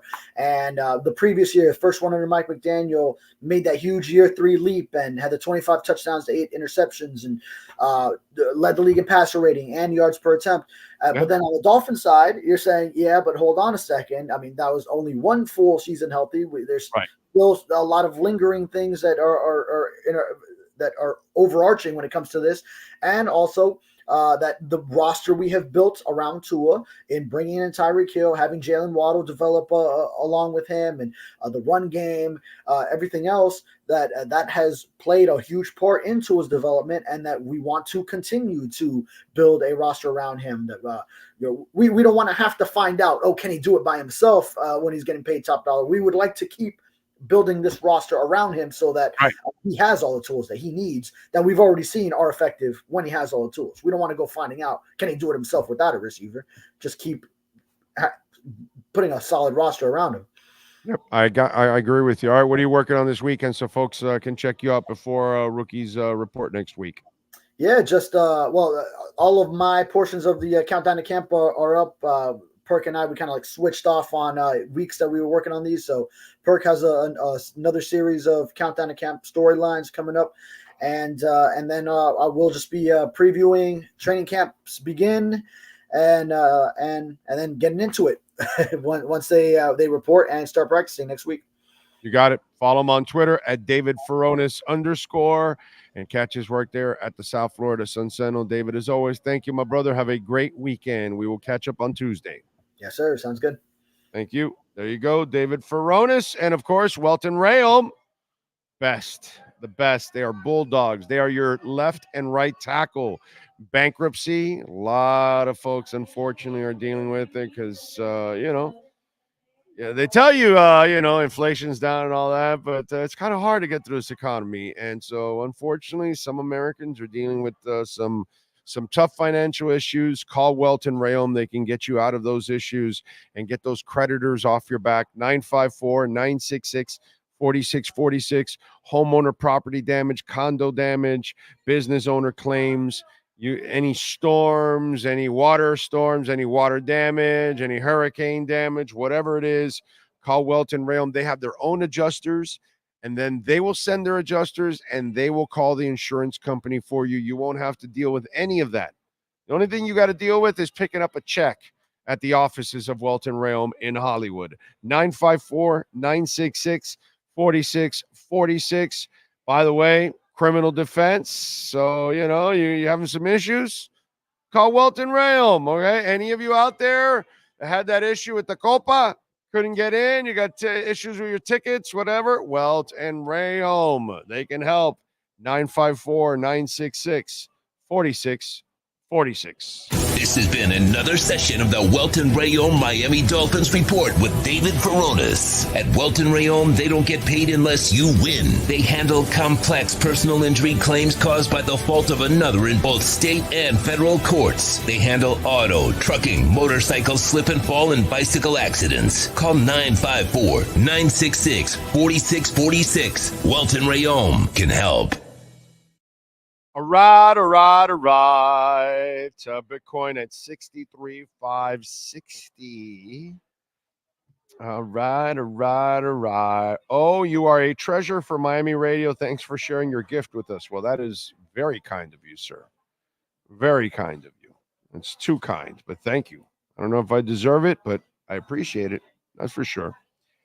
Panthers should be first and Inter in second in championship contenders in South Florida. Well, yeah, no, championship for sure. But I'm talking about if they make a deep run and get to the MLS Cup or win it, they might become the second overall franchise is what's going to end up happening. So let's see. NorCal in, Anthony Campos. I will, Anthony. Thank you. Ray Sosa says Julian Gressel should be in the honorable mention for Cutter's Edge Pro MVP. Now, he was awesome. He's been awesome. His passing has been fantastic, dude. Let's see. Big O, put your GM hat on. What about this trade, Brandon? I don't do that. I don't do that hypothetical stuff. There's no they're going to keep Tyreek for this year, dude. They need him. He's an incredible difference maker. You just got to milk it for as long as you can. That's what you have to do. Big O, between now and 2030, I see more championships in South Florida. I agree. I do too. I see plenty of them, my friend. Plenty of them. All right, let's get to our 3A Graphics sports calendar real quickly here. Alan Blanco and the great people at 3A Graphics. If your company needs custom printing and embroidery, maybe uniforms like they do here at Hialeah Park or anywhere else, hats, shirts, your club, whatever it is, you need some stuff, call 3A Graphics. They're right here in Hialeah, 980 West 22nd Street. Alan Blanco, good people, 786-618-1443. And yesterday, Inter Miami defeated Toronto 3-1. That's 5-1-1 in this stretch without Messi. That is impressive. Gomez with a goal, Redondo with 2 goals, and they now own first place again, the Supporters Shield in the MLS. Number 1 spot with 50 points, Cincinnati's with 58. Saturday, they take on Chicago at Chase Stadium at 7:30. Last night, in a loss, Caitlin Clark had 19 assists along with 24 points. The 19 assists is a WNBA record. That is your 3A Graphics sports calendar. All right. All right, here we go. Ready to go. The man, the myth, the legend. That is Steve Calabro coming by and joining us. Big O, if Trump is back in Bitcoin, why print money? NorCal. Because then the money is worth more. See, one of the things that's very interesting while we get Steve on, Nixon made a terrible decision half a century ago when he took gold off the dollar, or the dollar off the gold. And then ever since then, we have never really backed the dollar. And if you watch what's going on, many countries, we used to hold their gold in Fort Knox. Many countries all ask for their gold back now. And then go look at what the Asian nations and others are doing now. They're buying up as much gold as possible. They're detaching themselves from the dollar because the dollar is overinflated because of our deficit. So we've got to find a way to kill that deficit. And we've got to find a way to bring back value to our dollar. And we can't keep printing. And why do you think I've been talking about Bitcoin for 4.5 years? Because George Bush Jr. printed 6 trillion in 8 years, a record 6 trillion in 8 years. Then Obama did a record 8 trillion in 8 years. Then Trump did 8 trillion in 4 years, which was a quarter of our total deficit. In 4 years, Trump added a quarter of our. Now the old man, he's going to, by the time this thing's over, it's 7, 8, 9, maybe 10 trillion, maybe more, because they all do more on top of it. And the next president, because we're deficit ridden, will have to print again more and more and more and more. So we have to get back to gold, Bitcoin, silver. We got to get back to having things that really back our dollar. And then that way it adds value. And then the other thing we have to do is be a part of stable coins, because the crypto market and the blockchain is going to run on stable coins. And so you got to have the stable coin backed by what? The dollar. So that when people are using stable coins all over the world, what are they using? The dollar. So you need to get back to that. And that's where I give the orangutan some credit, because 2 months ago he was saying stupid shit like, well, I believe in the dollar. And he was like, no Bitcoin, the dollar. Somehow or another, Vivek and all these other Republicans got to him and said, no, dude, we have to go this way. And so forget about what the country needs to do. NorCal, I'm not a financial advisor. You need to get Bitcoin. And don't worry about what the country's doing. Do what's best for you and your family. Load up on that Bitcoin. Unlike Steve Calabro, you still haven't loaded up on that Bitcoin. Never say never. Never say never. Okay, I'm a slow mover. Everything I do is a little slower. It's never say never. Mark Cuban, okay, lost more brain cells than I have. Okay? I have a fraction of the brain cells he's lost. Okay? I'm like really dumb compared to him. Okay? 4 years ago, there's a video out there. You can go look for it. It's Mark Cuban, Bitcoin, and bananas. And he thought Bitcoin was not, that a bundle of bananas were worth more and more productive than Bitcoin. Now he's all in. No, he's all. Did you see what he said yesterday? I've heard that he is in big time. No, not just big time. It's not big time. Listen to this. Here's a contrarian opinion on the emergence of Silicon Valley, support for former President Trump, which, like all my opinions on here, probably won't be popular. It's a Bitcoin play. Not because the former president is a far stronger proponent of crypto. That's nice, but doesn't really impact the price of crypto. It makes it easier to operate a crypto business because of the inevitable and required changes at the SEC, which, of course, if Trump is in charge, he will make those changes. What will drive the price of Bitcoin is lower tax rates and tariffs, which, if history is any guide, and it's not always, will be inflationary. Combine that with the global uncertainty as to the geopolitical role of the USA and the impact on the US dollar as a reserve currency, and you can't align the stars any better for a Bitcoin acceleration. How high can the price go? Way higher than you think. Remember, the markets for Bitcoin is global, and the supply has a final limit of 21 million Bitcoin with unlimited fractionalization, which that's actually not true. There is one, I forgot what the number is, but it's like a 4 gazillion or something like that. It can be broken down, but only so much. Keep that in mind as you consider what happens if, because of geopolitical uncertainty and the decline of the dollar as the reserve currency, Bitcoin becomes a safe haven globally, which means that Bitcoin could be what countries and all of us look to buy as a means to protect our savings. Crazy?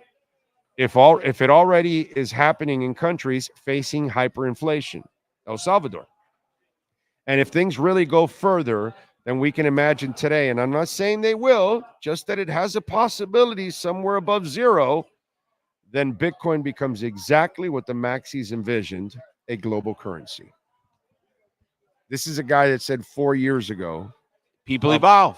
People evolve. You get the information. Steve Caliber will likely evolve. It's because once you study it and you understand what it is, and then you go study our dollar and really understand what they're doing with our dollar. What they've done. What they've done. Yeah.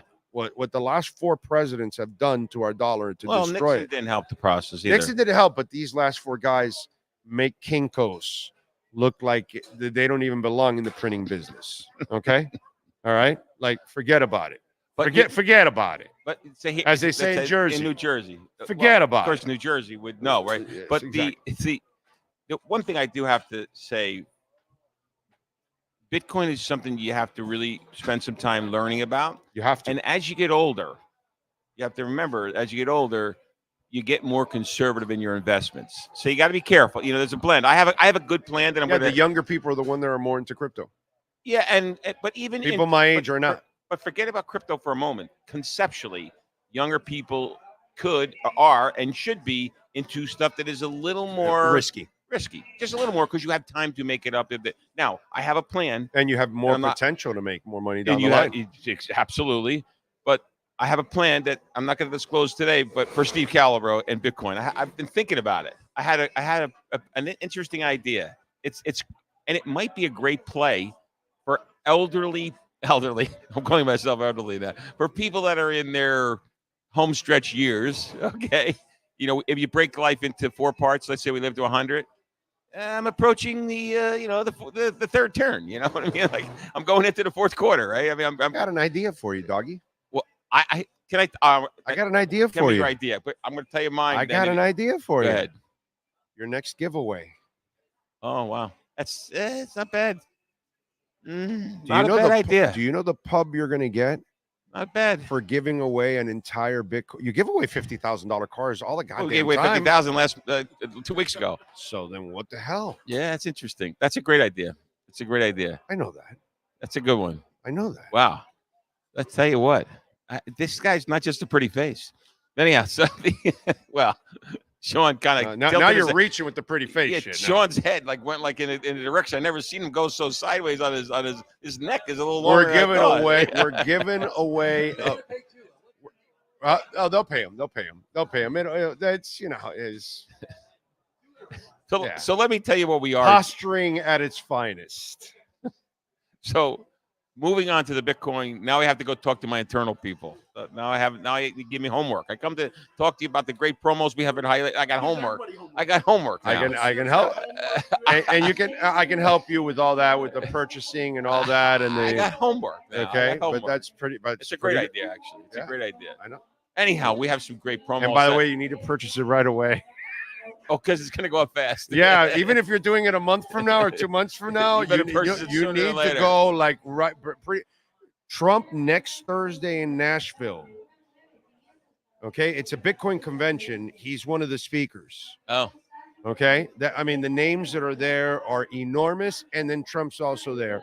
And apparently, reports say he's going to announce a Bitcoin reserve for the United States. Wow. Because he's been talking about backing the dollar with Bitcoin, which, like Vivek Ramaswamy was one of them talking about that. And he's been around Vivek a lot.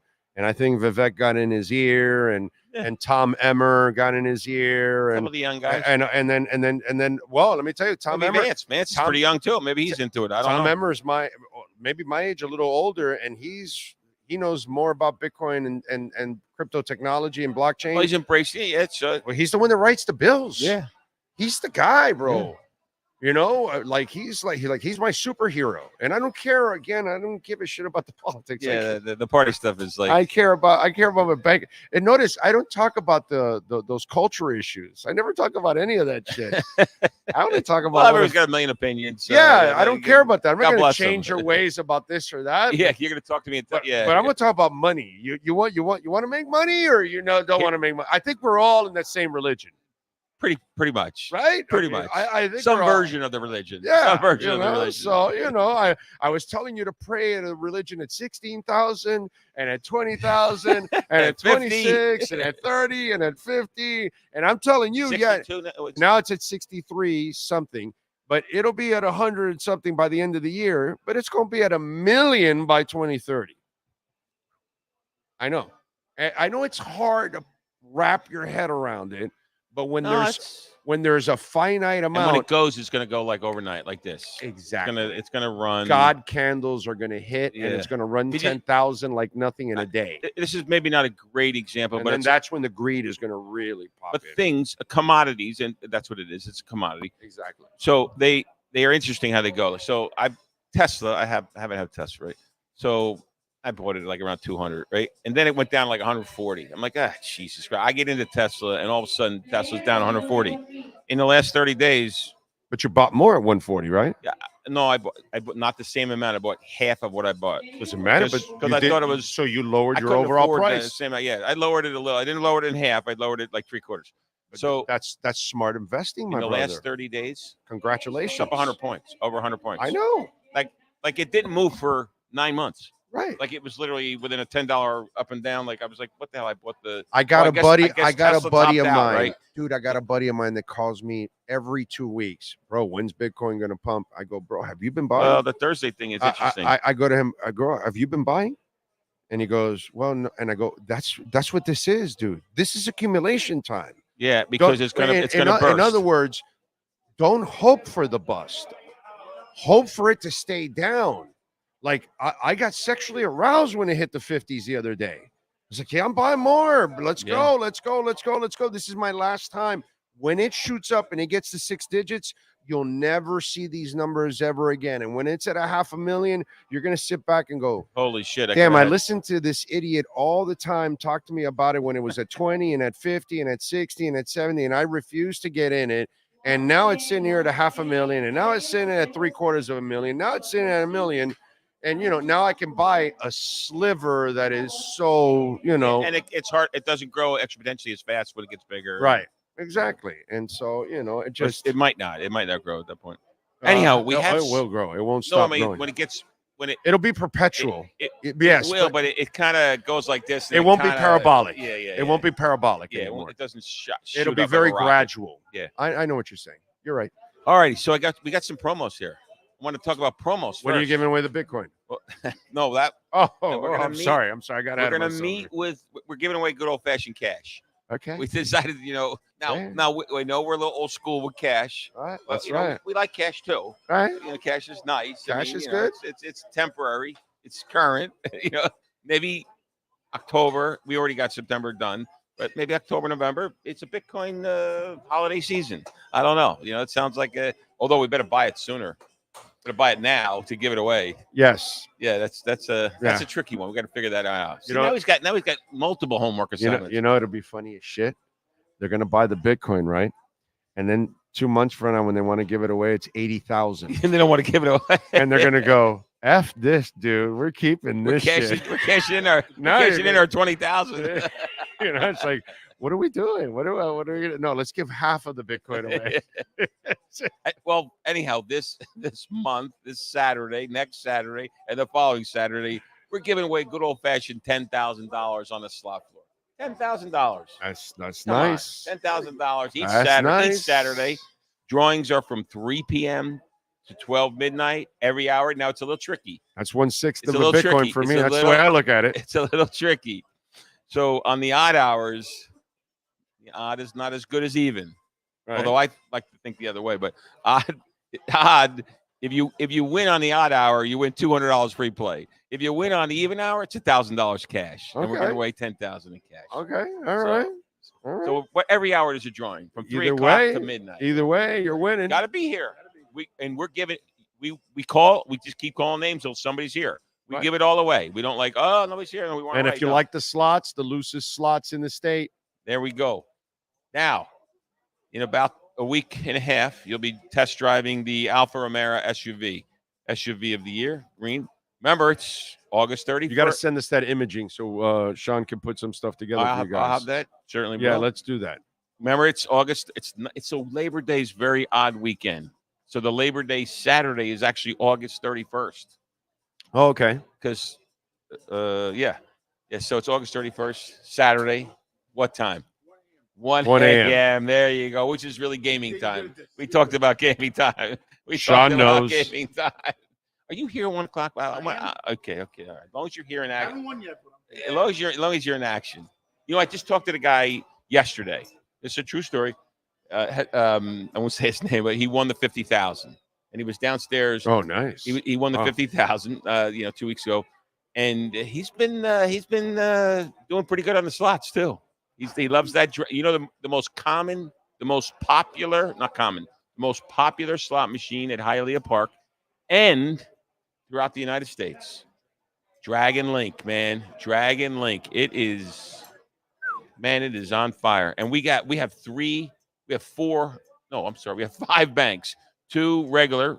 They start at 10,000. They grow to about somewhere, they hit anywhere from like 12,000 to 20,000. Matter of fact, 3 days ago, it hit at 13 something. 2 days later, it hit at like 12 something, like the same bank of machines. Yeah. So it doesn't like have a memory. So I better not hit for a while. It's totally random, right? And then we have 3 high limit ones. They start at 50,000. That's more Sean's. Yeah. That's more Sean's thing. Yeah. And then we have 2 that are 50, and 1 starts at 100,000. Nice. See, right away. I'll make sure you know where they are. Anyhow, so that's slots, poker today as we speak right now. Look at this. Place is loaded. Right? Yeah. We have a great atmosphere. $500 every 20-minute high hand going on right now. $500 every 20 minutes. Yeah. Goes from 2 p.m. to 8 p.m. When I leave the parking, every time I leave the parking lot, I have somebody dying to take my space. Yeah, exactly. Exactly. So and I usually come before the rush, so I get one of the closer spaces. Yeah, but today, so my space is like choice, you know. So yeah, so that's good. They're like dying to take sell it. You can probably sell it. I could probably sell it. half a Bitcoin. So not this Saturday, but the following Saturday. So look, you think 500 every hour, at $500 every 20 minutes is a pretty good promo, and you're talking about Thursday afternoon. On a Saturday, we're doing $750 every 20 minutes. That's beautiful. That's Saturday the 27th. Follow them on Instagram. You can see a lot of those promotions there at Hialeah Park. Go to the website at hialeahpark.com. Of course, you see right there our QR code. You can get the $100 no regret first bet. And the $50 if you slot do it here, play. you get an But if extra you do it 50 here free in front of the ladies and show them, they'll give you the $50 slot play. So that's $150. There you go, potentially. So check it out. Remember, if you already have a Hard Rock account, use a different email or phone number. Okay, so make sure you do that. And I'm going to tell you something. I will tell you, I said this on your show before, and I'm going to say it again because it's worth. Oh, really? Wow. R.I.P. Bob Newhart. Oh, Bob Newhart. Oh, really? He got along. I'm sure it's in his 90s. Oh, he's it's probably his 90s. Great show. Great show. God, got good dry sense of humor. Dry sense of humor. Phenomenal Gotta love show. him. You know, rest in peace. Thank you, Rosendo, for telling me that. And shame. Oh, he was good. He had a great. Sounds like I think somebody should figure out what his age is. I bet it's over 92. I bet it's. over. Easily. Bob Newhart. Yeah, look it up. I'm sure. Yeah, I mean he's up there. Oh, for sure. High 90s. He was great. He had a great. Yeah. And anyway, one last promo that we're starting now. Get this. So we're doing this Hialeah sort of a giveaway in poker. So every day you come, you get an entry. And then every 2 hours you play, you get an entry. And then on August 17th, we're giving away $5,000 in cash drawings. Okay. 5,000. So there's a whole other thing. Nice. So now you can play between now. Remember, today it's 500 every 20 minutes. Right. Not this Saturday, but next Saturday, it's $750 every 20 minutes. While you're playing, you're earning entries into the $5,000 cash drawing on Saturday, August 17th. Another promo. I love it. Poker. And by the way, there's great action in our poker room. Yeah. I mean, you could just win on the poker table in poker too. You know, if you're a good poker player. How old is Bob Newhart? He would have been 95 in September. I thought, 94, going to be 95 in September. Pretty good guess. Yeah. Wow. Yeah, definitely. Good one. He's a good one. He did great. Had a You're good getting run. 95 out of life. I'll take that deal right now. I'll take 80. I'll take 85. I think I'll take 80. He's offering 94. I mean, I'll take 94, bro. But I mean, I'm not gonna be greedy either. You know what I'm saying? Like if you, I'm older than you. If you, I know, but still, man, people that even make it into their mid 80s, you're pretty fortunate. Yeah. You're pretty damn Yeah. fortunate. If you make it to your 90s, my God, you're a superhero. So I have an uncle. Jesus Christ. I have an uncle, my father's brother. Look at Phyllis. I'm sorry, Carol Burnett. She's the oldest working, and she just got nominated for a Tony or an Emmy or whatever it was at 91. God bless her. And she was good. She was funny too. And she's with Harry Corman and the whole some crew there. Netflix show or something that Really she's doing. funny. She got nominated for something there, and she's 91. So I read the stat like she's the oldest nominated actress, and all that, which is crazy shit that Carol Burnett is still working, dude. That is so awesome. I'm going to tell you something. It's a little bit of a public service announcement here. So my father and his brother, they were they look like twins almost, right? My father passed away in his early 70s because he smoked 4 packs of Camels a day. Wow. That's the public service. Don't smoke, right? Yeah.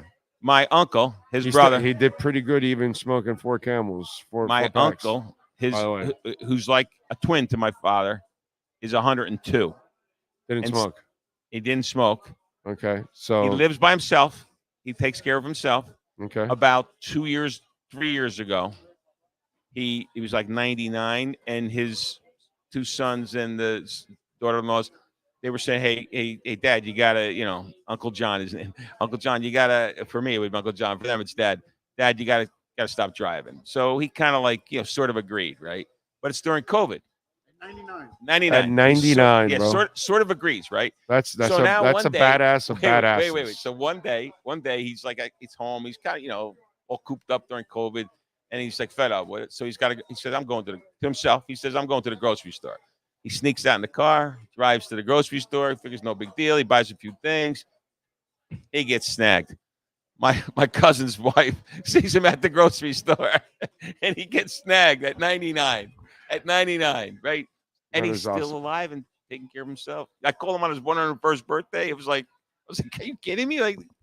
It's pretty cool. awesome. That's pretty cool stuff. Yeah. That's pretty cool stuff. That's But awesome. the key That's there a is, blessing. look, I don't want to be every day is a blessing, my brother. It is, but I don't want to be a preacher, but he didn't smoke. My father No, did. I know. I mean, that doesn't guarantee my dad would have lived any longer. I don't know, but he did smoke 4 packs of Camels. Yeah. Every day, 3 packs. I don't remember. Again, to last into your 70s, smoking Camels. I think that's super impressive. Yeah, actually. I guess. No, it is. It is. Yeah. I can't imagine even smoking 2 Camels, Yeah. much less an entire pack, much less 4 packs a day. Oh my God, that's gross. And to last that long, that's impressive. And, and by the way, that means their DNA was pretty damn good DNA because the brother lasted a lot longer without the damage. Without the damage. Let me tell you something. Every guy that I ever met my dad loved him. He was a true man's man. When he was like 60-some years old, he bought he was a little bit crazy. Some say a little not as responsible as he should have been, right? But yeah, I love him dearly. My sister said, no. I'm like my mother pounded it to me like I don't be like him, right? So he was teaching kids in the neighborhood how to do wheelies on his motorcycle in his 60s. That's a cool guy. Yeah, this guy was like a man's man, like every I guy never was good with the wheelie stuff. I could was afraid of wheelies. I was could afraid never. of motorcycles. No, not forget motorcycle. I'm talking about just my motorcycles. No, I teaching get on a motorcycle. I get 50 that. miles an hour. I mean, I rode a motorcycle, but forget about any kind of tricks or anything.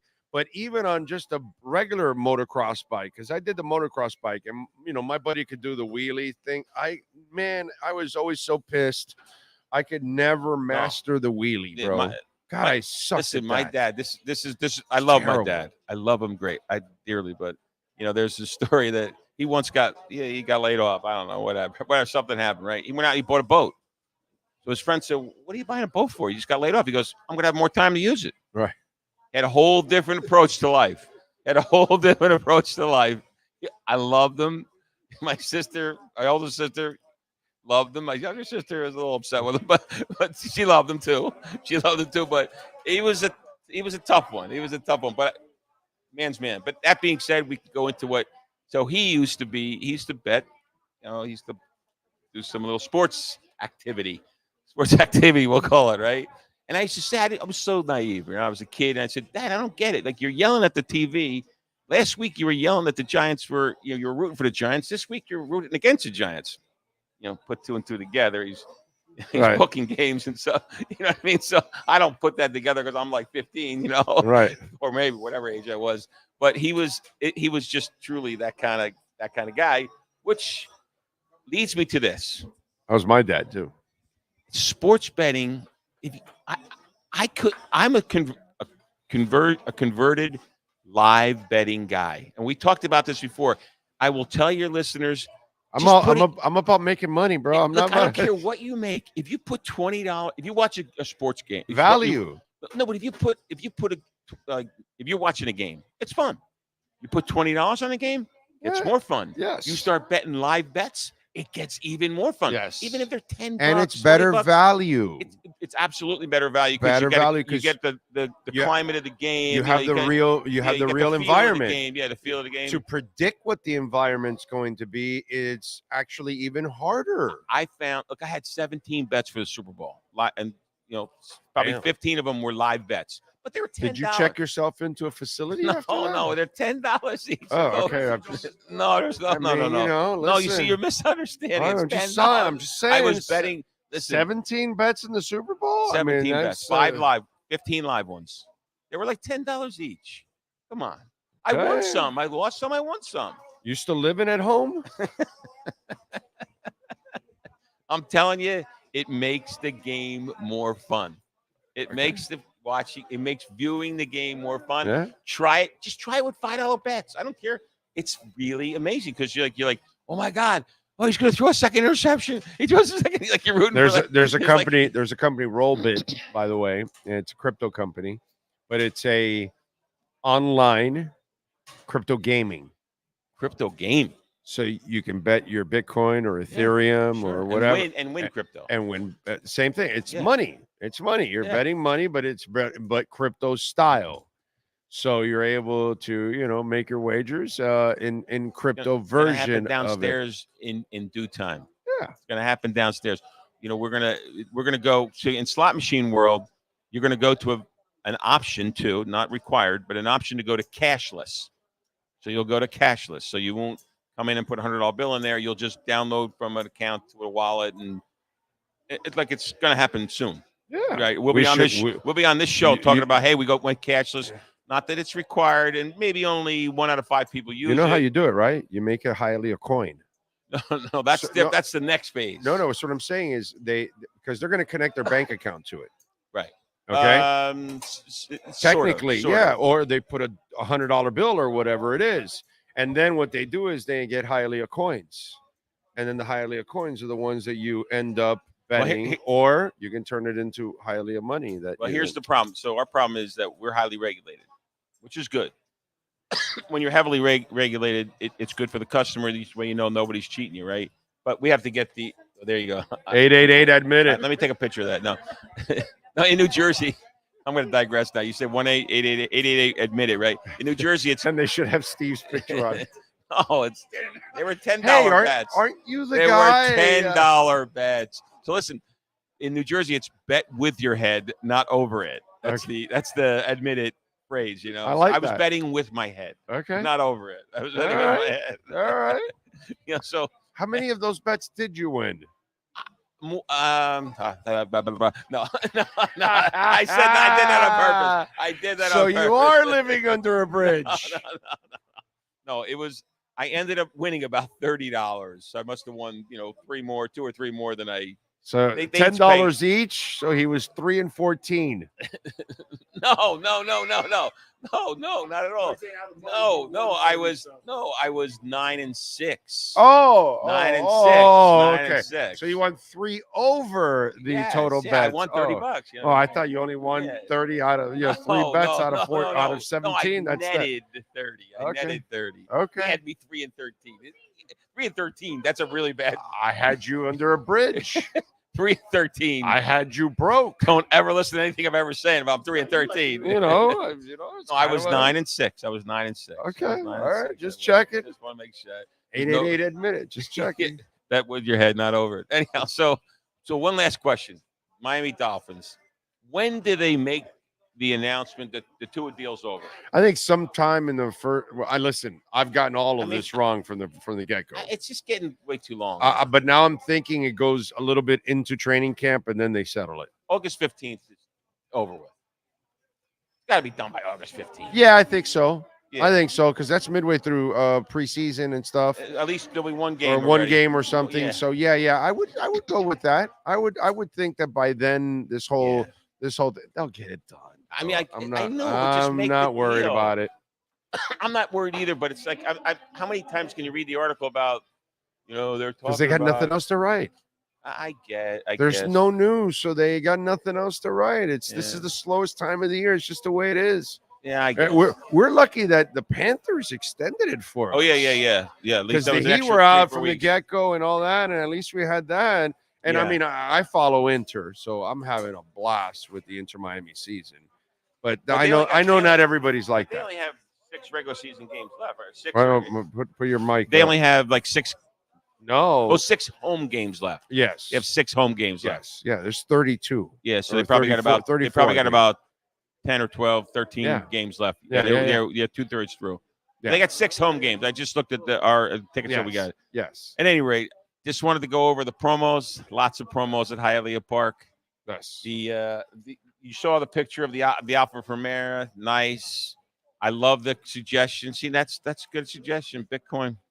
That's an interesting suggestion. Now I'm going to go tell the internal guys. I'm going to say I came up with a great idea. Go for it. And then if it's a bad idea, I'll say, it really wasn't my idea. It was really big. Right, It was Big O's idea. Just blame it on me. Yeah. I'll go with it if everybody agrees. I think the pub you get from that. Yeah, it's probably great pub because nobody does stuff like that. That nobody's done that locally here yet. I don't think anybody's done it in the casino industry. Not in the casino, exactly. So think about it. I like it. I wish it was like 50,000, but that's another story. Let me tell you something. I got a bet. Well, I should have got it 3 months. Why don't you tell me 3 months ago to do this? See, you've been holding back on me. Okay. You've been holding back on I've me. been telling you to buy. No. You didn't tell me about a promo. That. No, you've been telling me to buy it. You've been telling me. I've been looking out back. Right, but I've been looking out for your wallet for a long time. So you could have made a lot of money with me already. Okay. That's true. But I got another idea for you. Uh-oh. Wait, this is 2 in 1 day. You're gonna have to take a nap. You need to buy the Bitcoin. You need to buy the Bitcoin right away. Okay. Why? Because when you put the promo out, you say, we bought this Bitcoin at 65,000.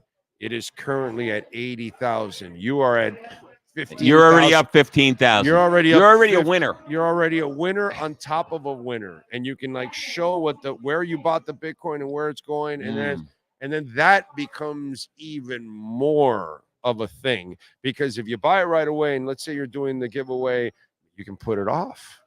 You can, we're giving away the secret sauce here, but you can put it off without the public. The majority of the public's not going to know about this, so you can actually hold on to it. No, we'll have a date though. We'll have a day we're going to give it. Right. Oh yeah, we can do it. Oh, we can. You wait till the bull date. run starts, that it really starts going up every day. And then you're giving one away. And we're giving one away. And hey, our Bitcoin is worth 82. Our Bitcoin is worth 84. Our Bitcoin is worth. But we bought it at 61. Yeah, we bought it at 61. So you're already. It's a growing Bitcoin already. You got a winning investment when you win this already. This guy's unbelievable. Yeah, he's got to take a nap now. It's too much. The brain cells are I could just see. I got to try to win that fucking Bitcoin. That's he's gonna start playing. He's gonna start playing slot machines. His wife's gonna give him crap. I'm in there. Come on, let's go. I got to win that Bitcoin. Anyhow, great seeing you guys again. Seeing up with you, Always. meeting up. you, Always my a good friend. one. Let's miss you last Appreciate week. you. Yes, sir. I was in I'm going to Jersey soon. Yeah, I'm gonna go to Jersey soon. Gonna hang out. Shocker. You know what? You gave me the text message how the water is so beautiful. Oh yeah, you saw that? You saw it? That was pretty cool. Unbelievable, right? And we went out in the boat, and the water is incredibly clear. Yeah. Out in the New Jersey shore, right at the Jersey Shore. It's near Island Beach State Park. Beautiful place. But it's right near the ocean, too, so it cleans it out. But really clear, but 10 degrees colder. Yeah, of course. This summer than last year. Yeah. I mean, all that ice is melting, bro. I'm telling you, man. It's all like, that cold ass water is coming from the Antarctic. They say it's from the wind blowing from the south, and it's blowing the water. I don't know, some Gulf Stream. The water underneath is blowing up, and it's colder. And I remember visiting my cousins in Jersey, and we would go to the beach, and it was like, get the hell out of here, bro. You people suck. Well, because you're in the middle of July and it's freaking cold ass water, and you're like in South Florida, bro. In the middle of July, it's 90, right? warm, man. Come on. Look, the water. We jump in the water. It's like 3 feet deep. It's like in a bay, right? And it's cold. It's really cold. But for those Seinfeld fans, I'm going to end it with this. There's a lot of shrinkage. Yes, I can tell you that. Anyhow, there's a lot of shrinkage. All right, man. All right, be good, my friend. Take care. Appreciate you. Thank you as always.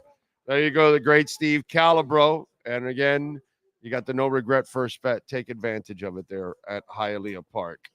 By the way, Acura of Pembroke Pines, they've got it going on right now. So take advantage. They just celebrated their 16th anniversary. We'll be there next week, I think. Yes. Not this week. Not tomorrow. We're in studio. But next week, we'll be there at 15601 Pines Boulevard, just off of I-75 and Pines. And right now, the 2024 Integra, $319 a month. The MDX, $479. And the ZDX, get electrified, $499 a month. It looks like the electric vehicles are now moving because of the leases are becoming much more affordable. So check it out. And tell them that Big O sent you. Larry Schlossberg, Pat Nasto, Tony Stampone, the amazing people at Craig Zinn's, Acura of Pembroke Pines. Thank you all out there as always. What else do we have on the chat board? Big O, I second that sentiment. It's cool having you on the airways. Thank you, sir. I appreciate you. Very nice of you all out there. Green Lion is in the house.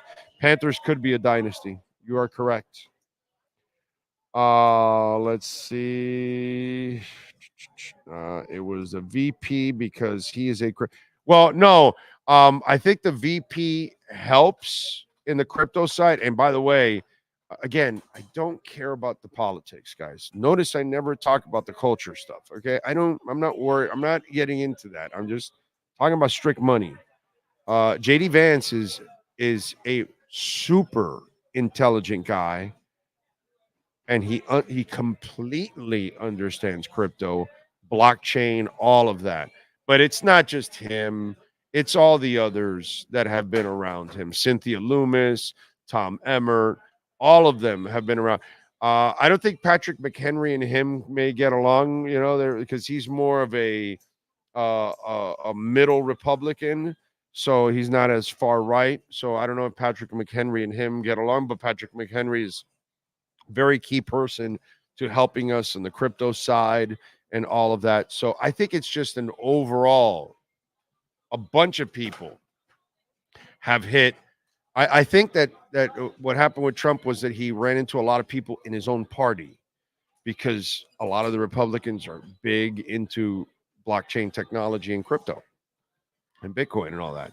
So it's like a mixture, Green Line. I think it's a whole bunch of people. Not one person's going to change that dude's mind. So if he's changed, it's because there's a lot of people in his ear telling him, no, this is the way to go. So, again, not worried about the other stuff. I'm just worried about your pockets, my pockets, his pocket. That's it. That's all I'm worried about. Let's see what else. Do we have week 282? Eye of the Tiger by Survivor started a 3-week on the top of the plays. One of the best sports songs. Yes, it is. Laughter gives us distance. It allows us to step back from an event, deal with it, and then move on. Bob Newhart. Yes, sir. That is always true. Thank you, Mark. Very nice. George Burns smoked 20 cigars a day and lived to 100. Yeah, that's right. You could forget baseball. Yeah, baseball. Unfortunately, in this town for us, we definitely forget baseball. Green Lion says they need a small office at Department of Treasury dedicated. I think that's coming. You know, it's coming. CSTC is probably going to be in charge, and we're going to have a crypto department. That's coming. It has to, because it's going to dominate. So yeah, I'm expecting that. You know, definitely expecting that. Remember, you can make a donation, Cash App or Venmo at Cash Big O Show. That is Cash Big O Show, Cash App or Venmo. And as for some of the folks here, mentioning and concerned about the Tua deal, and those of you out there also concerned, about the Tua deal. And I want to get a little bit into this because it's obvious the hot button topic. Everybody has 2 cents to say about it.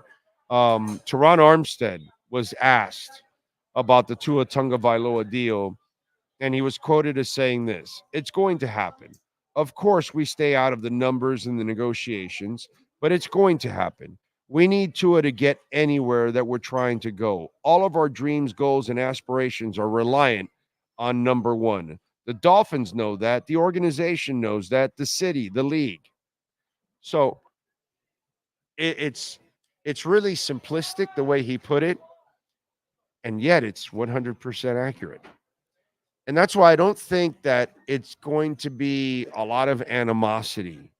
I think there's going to be some uncomfortable, a little bit of it, because this is personal for Tua, and this is important for the Dolphin organization, the front office. They have shown nothing but pure dedication to the kid. The front office, not the ownership and not the prior coach. We all know that. But they have proven that they're committed to him, and they're proving that they want to build a team around. And then they've also proven that that it won't be easy sometimes, but they usually resolve the deals. One way or the other, they get them resolved. And this one will get resolved. Now, is there a disagreement? Yeah. And I misjudged how bad the disagreement was, because I thought it was, you're kind of in the ballpark. So, hey, all right, we know what we're working with.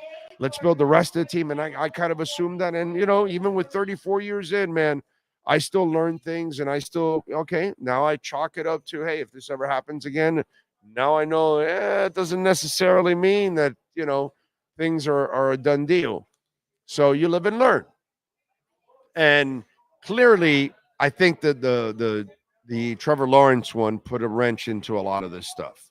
And so now they probably are asking for more guarantees. And so now we're going to have to wait for a come to Jesus, where Tua and his people are going to have to take a step back from what they asked for, and they got to understand the bigger picture. And then maybe the Dolphins have to make a little bit move up. Whatever, man. You know what I'm saying? I'm sure there's going to be some capitulation on both sides, because that's what negotiations are. But it'll get done because Tua needs the deal in order to secure his future. Tua needs the deal in order to justify who he is. The Dolphins need the deal in order to win, in order to move on with their team, in order to make it to a third straight playoff appearance, and maybe hopefully start winning some games in the playoffs. So everybody needs everybody here. That's why it will work out. Is every negotiation smooth? No. This happens all the time, all around the NFL, the NBA, the NHL, whatever, dude. Just don't lose sleep on it. It'll happen. It'll happen. Don't worry about it. It's not something that will derail this season whatsoever. Lots of other things can derail the season. That's not one of them.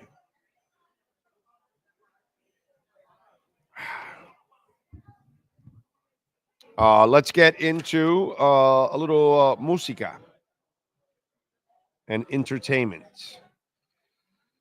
Let's start off with birthdays for musicians. On this date, July 18th,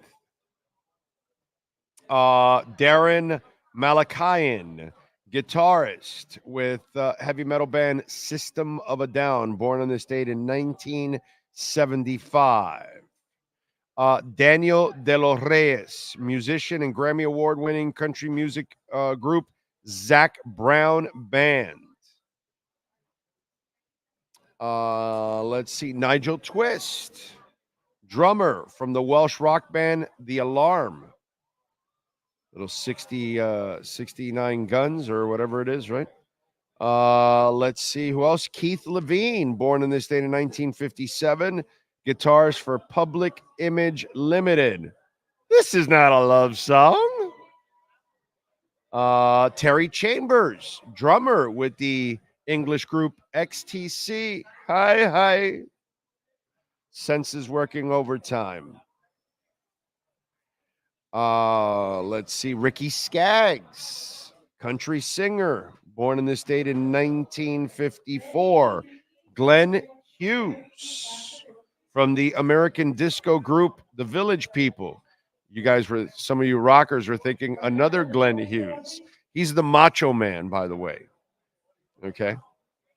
Let's see, Richard Branson, founder of Virgin Records, born in this date in 1950. Wally Bryson with the Raspberries, born on this date in 1949.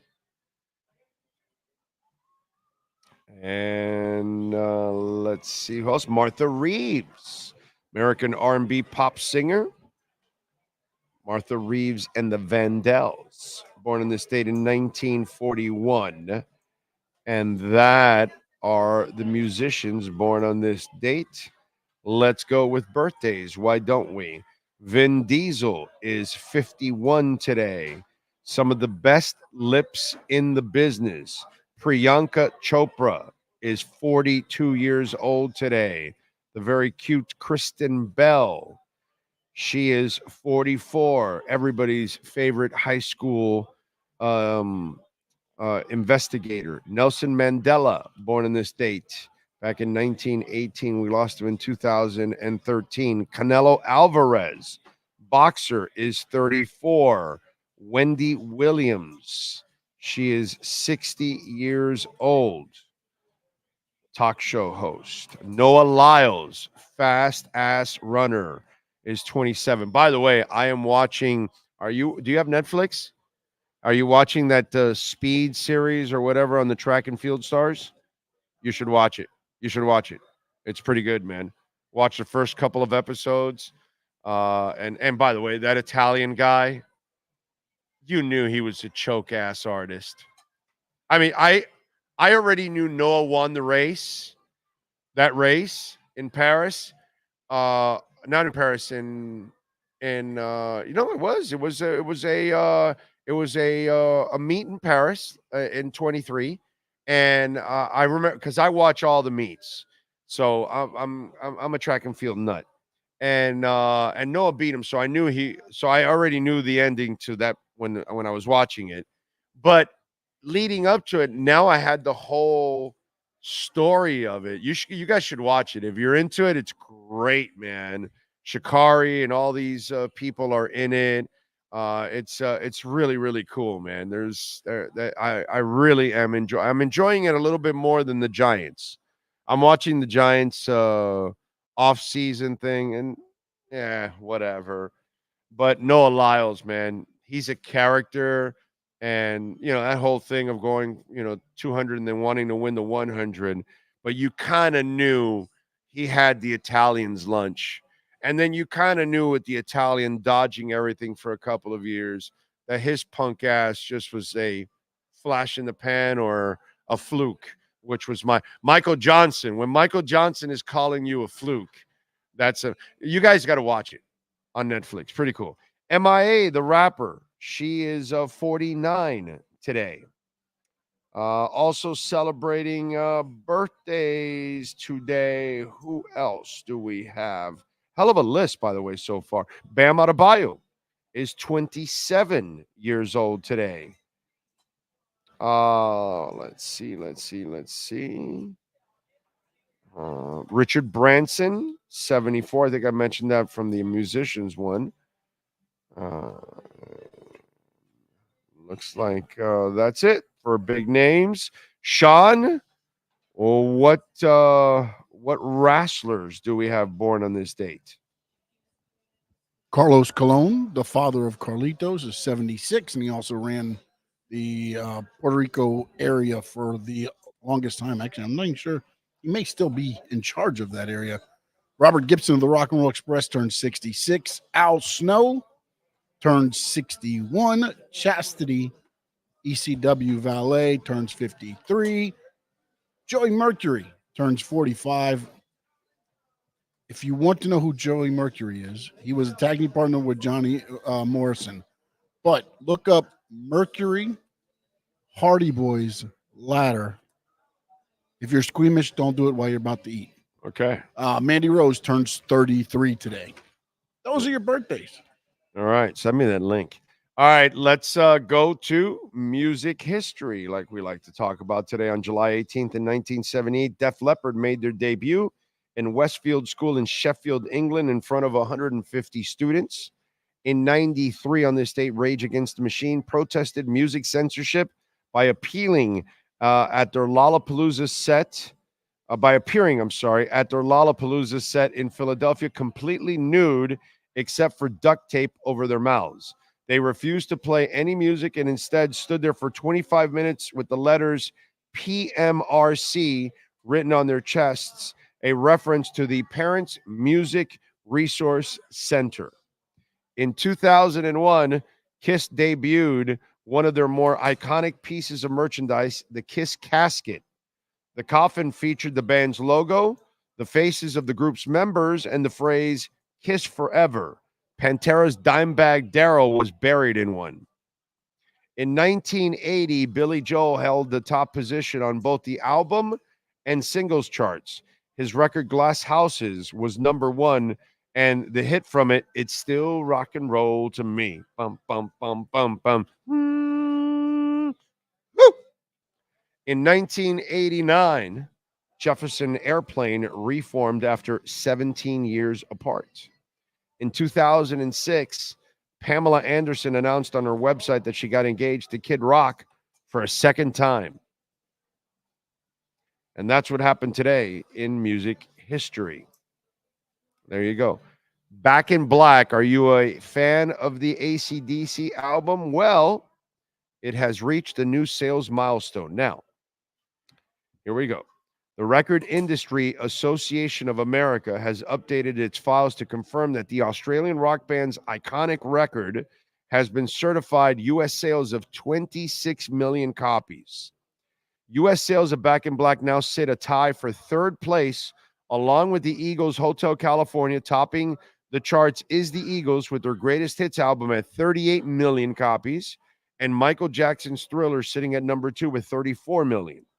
Now that they confirmed Back in Black, it had hit 25 million. That was back in 2019.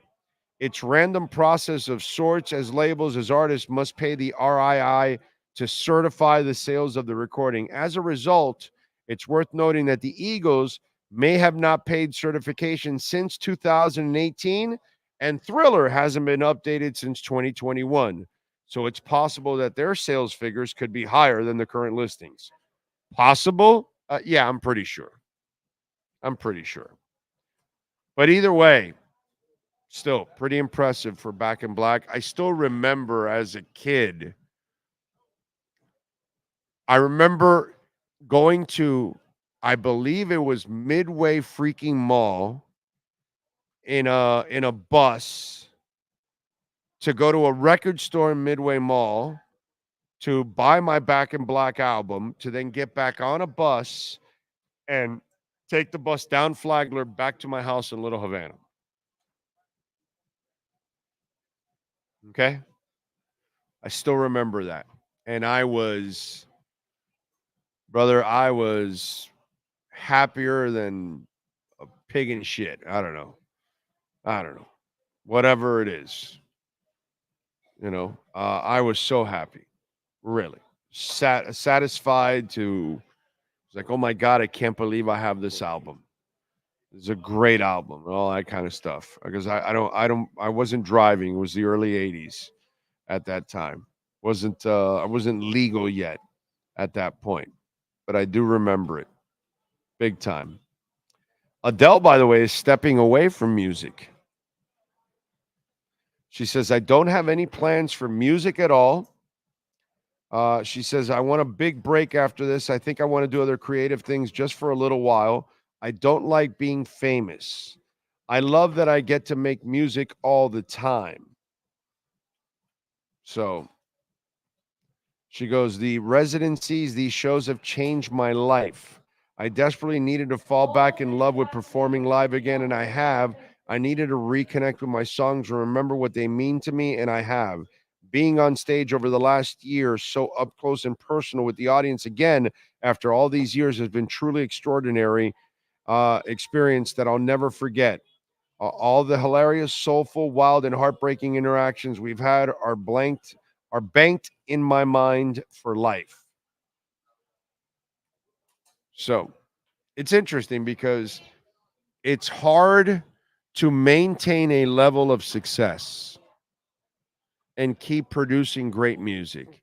It's hard to maintain that expectations from people, right? It's hard to live this way too, that you have to kind of be shielded everywhere you go because you're so damn famous that people are going to crowd you wherever you go. It's the hardest thing. Now, to take a break, it's also very risky. Sometimes you can come back. Sometimes you lose your mojo and you get it back or whatever. Like, Duran went through a valley and then they came back with the Wedding album so strong. And they've been able to power through after that with Paper Gods and other stuff. But then sometimes, you take that break and then you're really never able to recapture that magic again. And you're never as popular and as powerful as you were in the past. And then that also ends up happening sometimes. And you're just not able to recapture that magic. You got to be very careful with that. Very careful. But it's really, really hard to do what she's doing.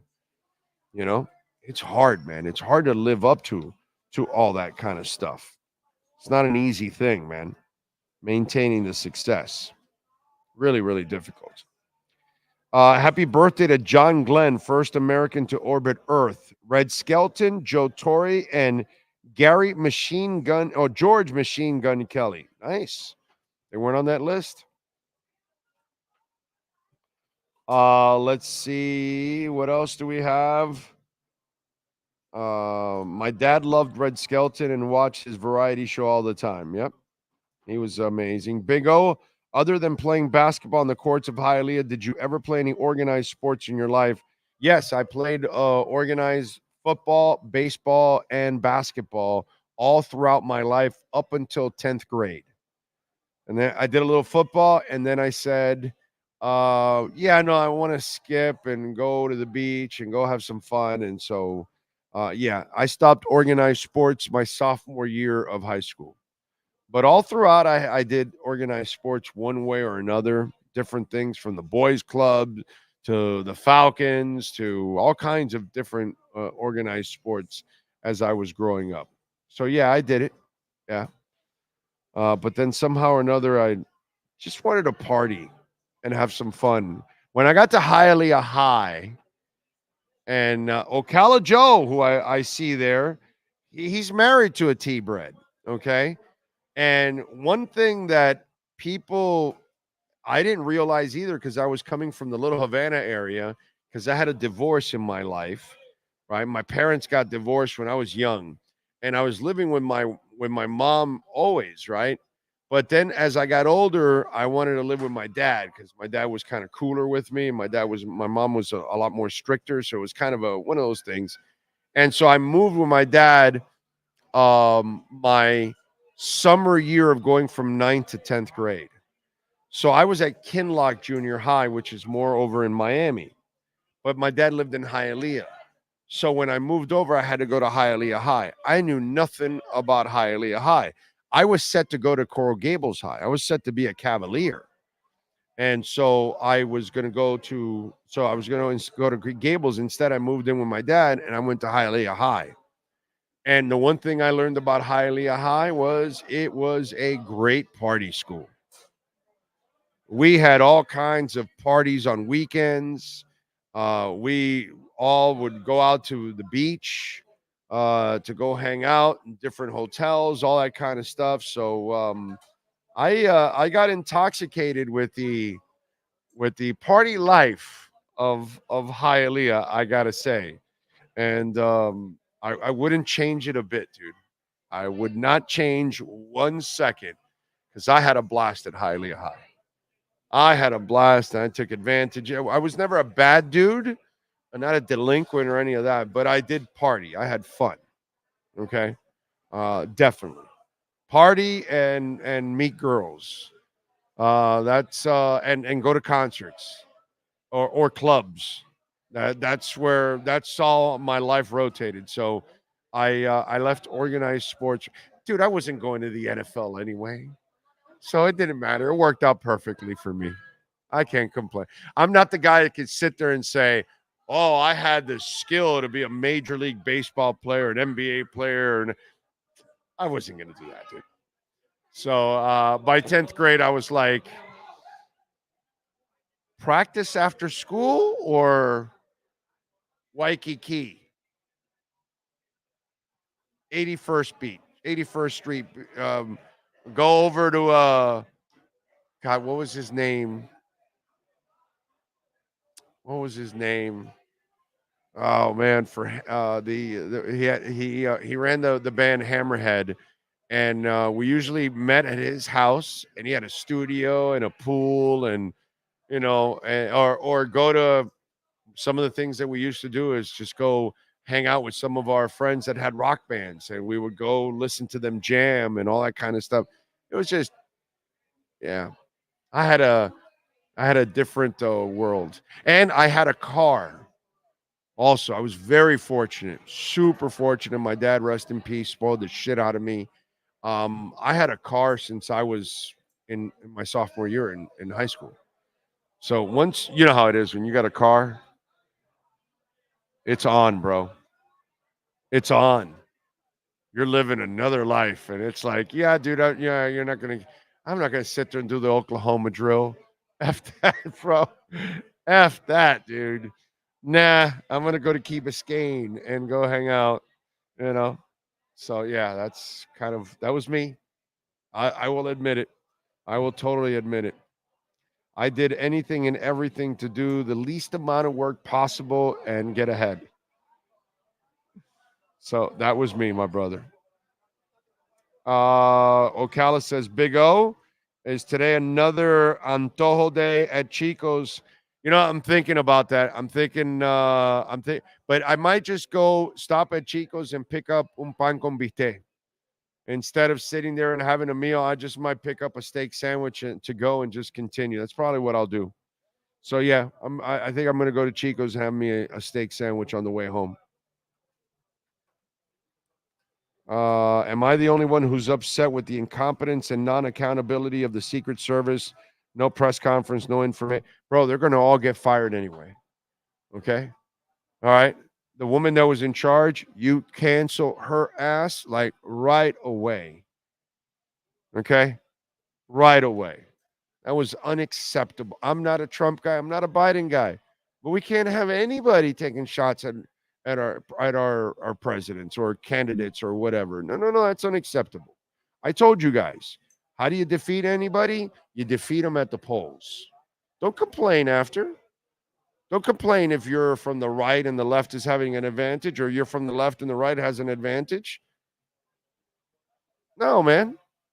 That's what third world countries and back ass country crap that we don't need that stuff here, bro. We don't need that stuff here, bro. We don't need to act like animals. You don't like the candidate? Vote him or her out. That's it.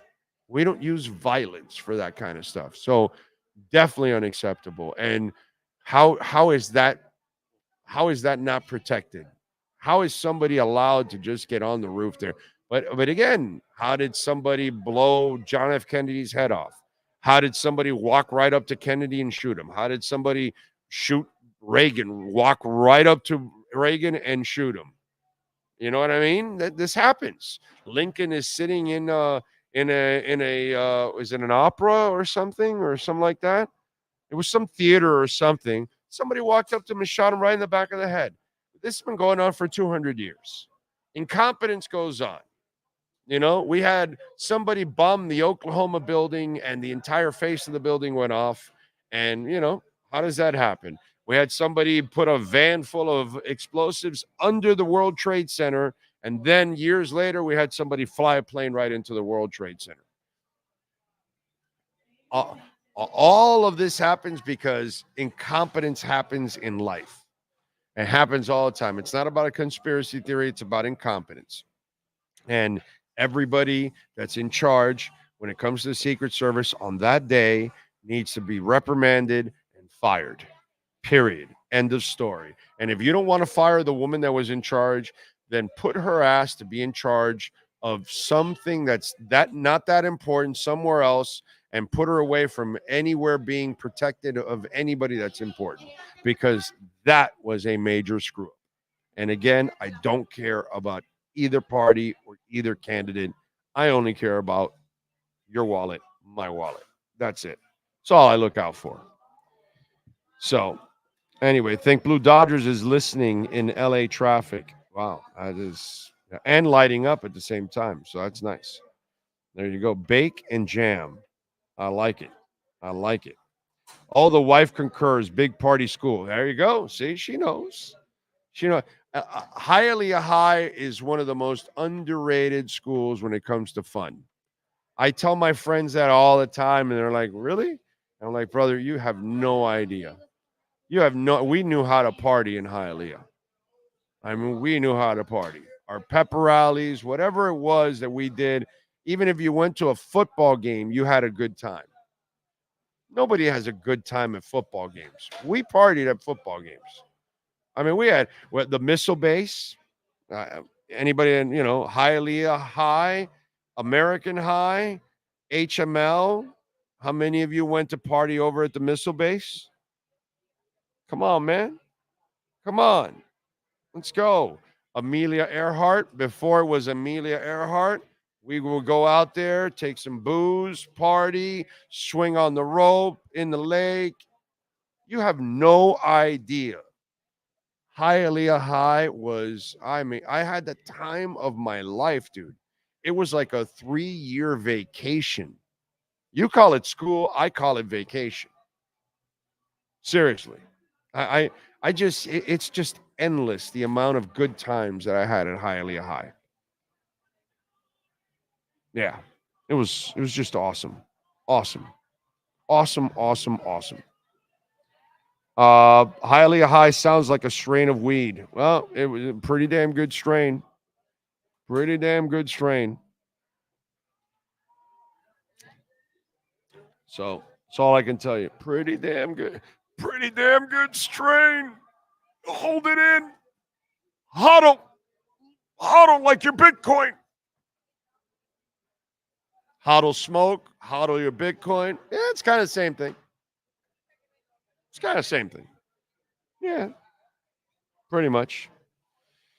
All right, we are out of here. We thank David Furones. We thank Alex Winley. We thank, of course, the great Steve Calabro, the man, the myth, the legend, knows how to get it done. We thank, of course, Sean Stanley.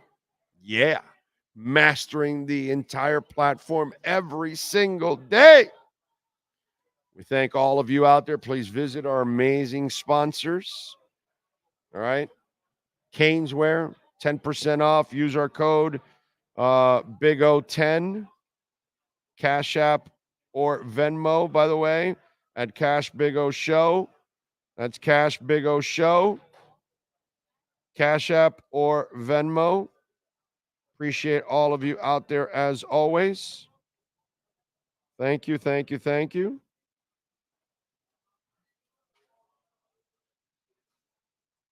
All right. We're out of here. You better have parted as Hialeah High student. There's not much to do in Hialeah. Casanova, strawberries, Rick's. There was so much to do. Plenty. In our day. I don't know. We had a great time. All right, we're out of here. We'll see you tomorrow. We thank the Brunetti family, as always, making it nice and easy for us to broadcast. Another great way to support us, man. We got a lot of great merch, hats and shirts, all kinds of stuff. Please visit our merchandise shop and support our show there. Great way of doing it. See you guys tomorrow morning at 10 a.m. live from the studios. Be good out there.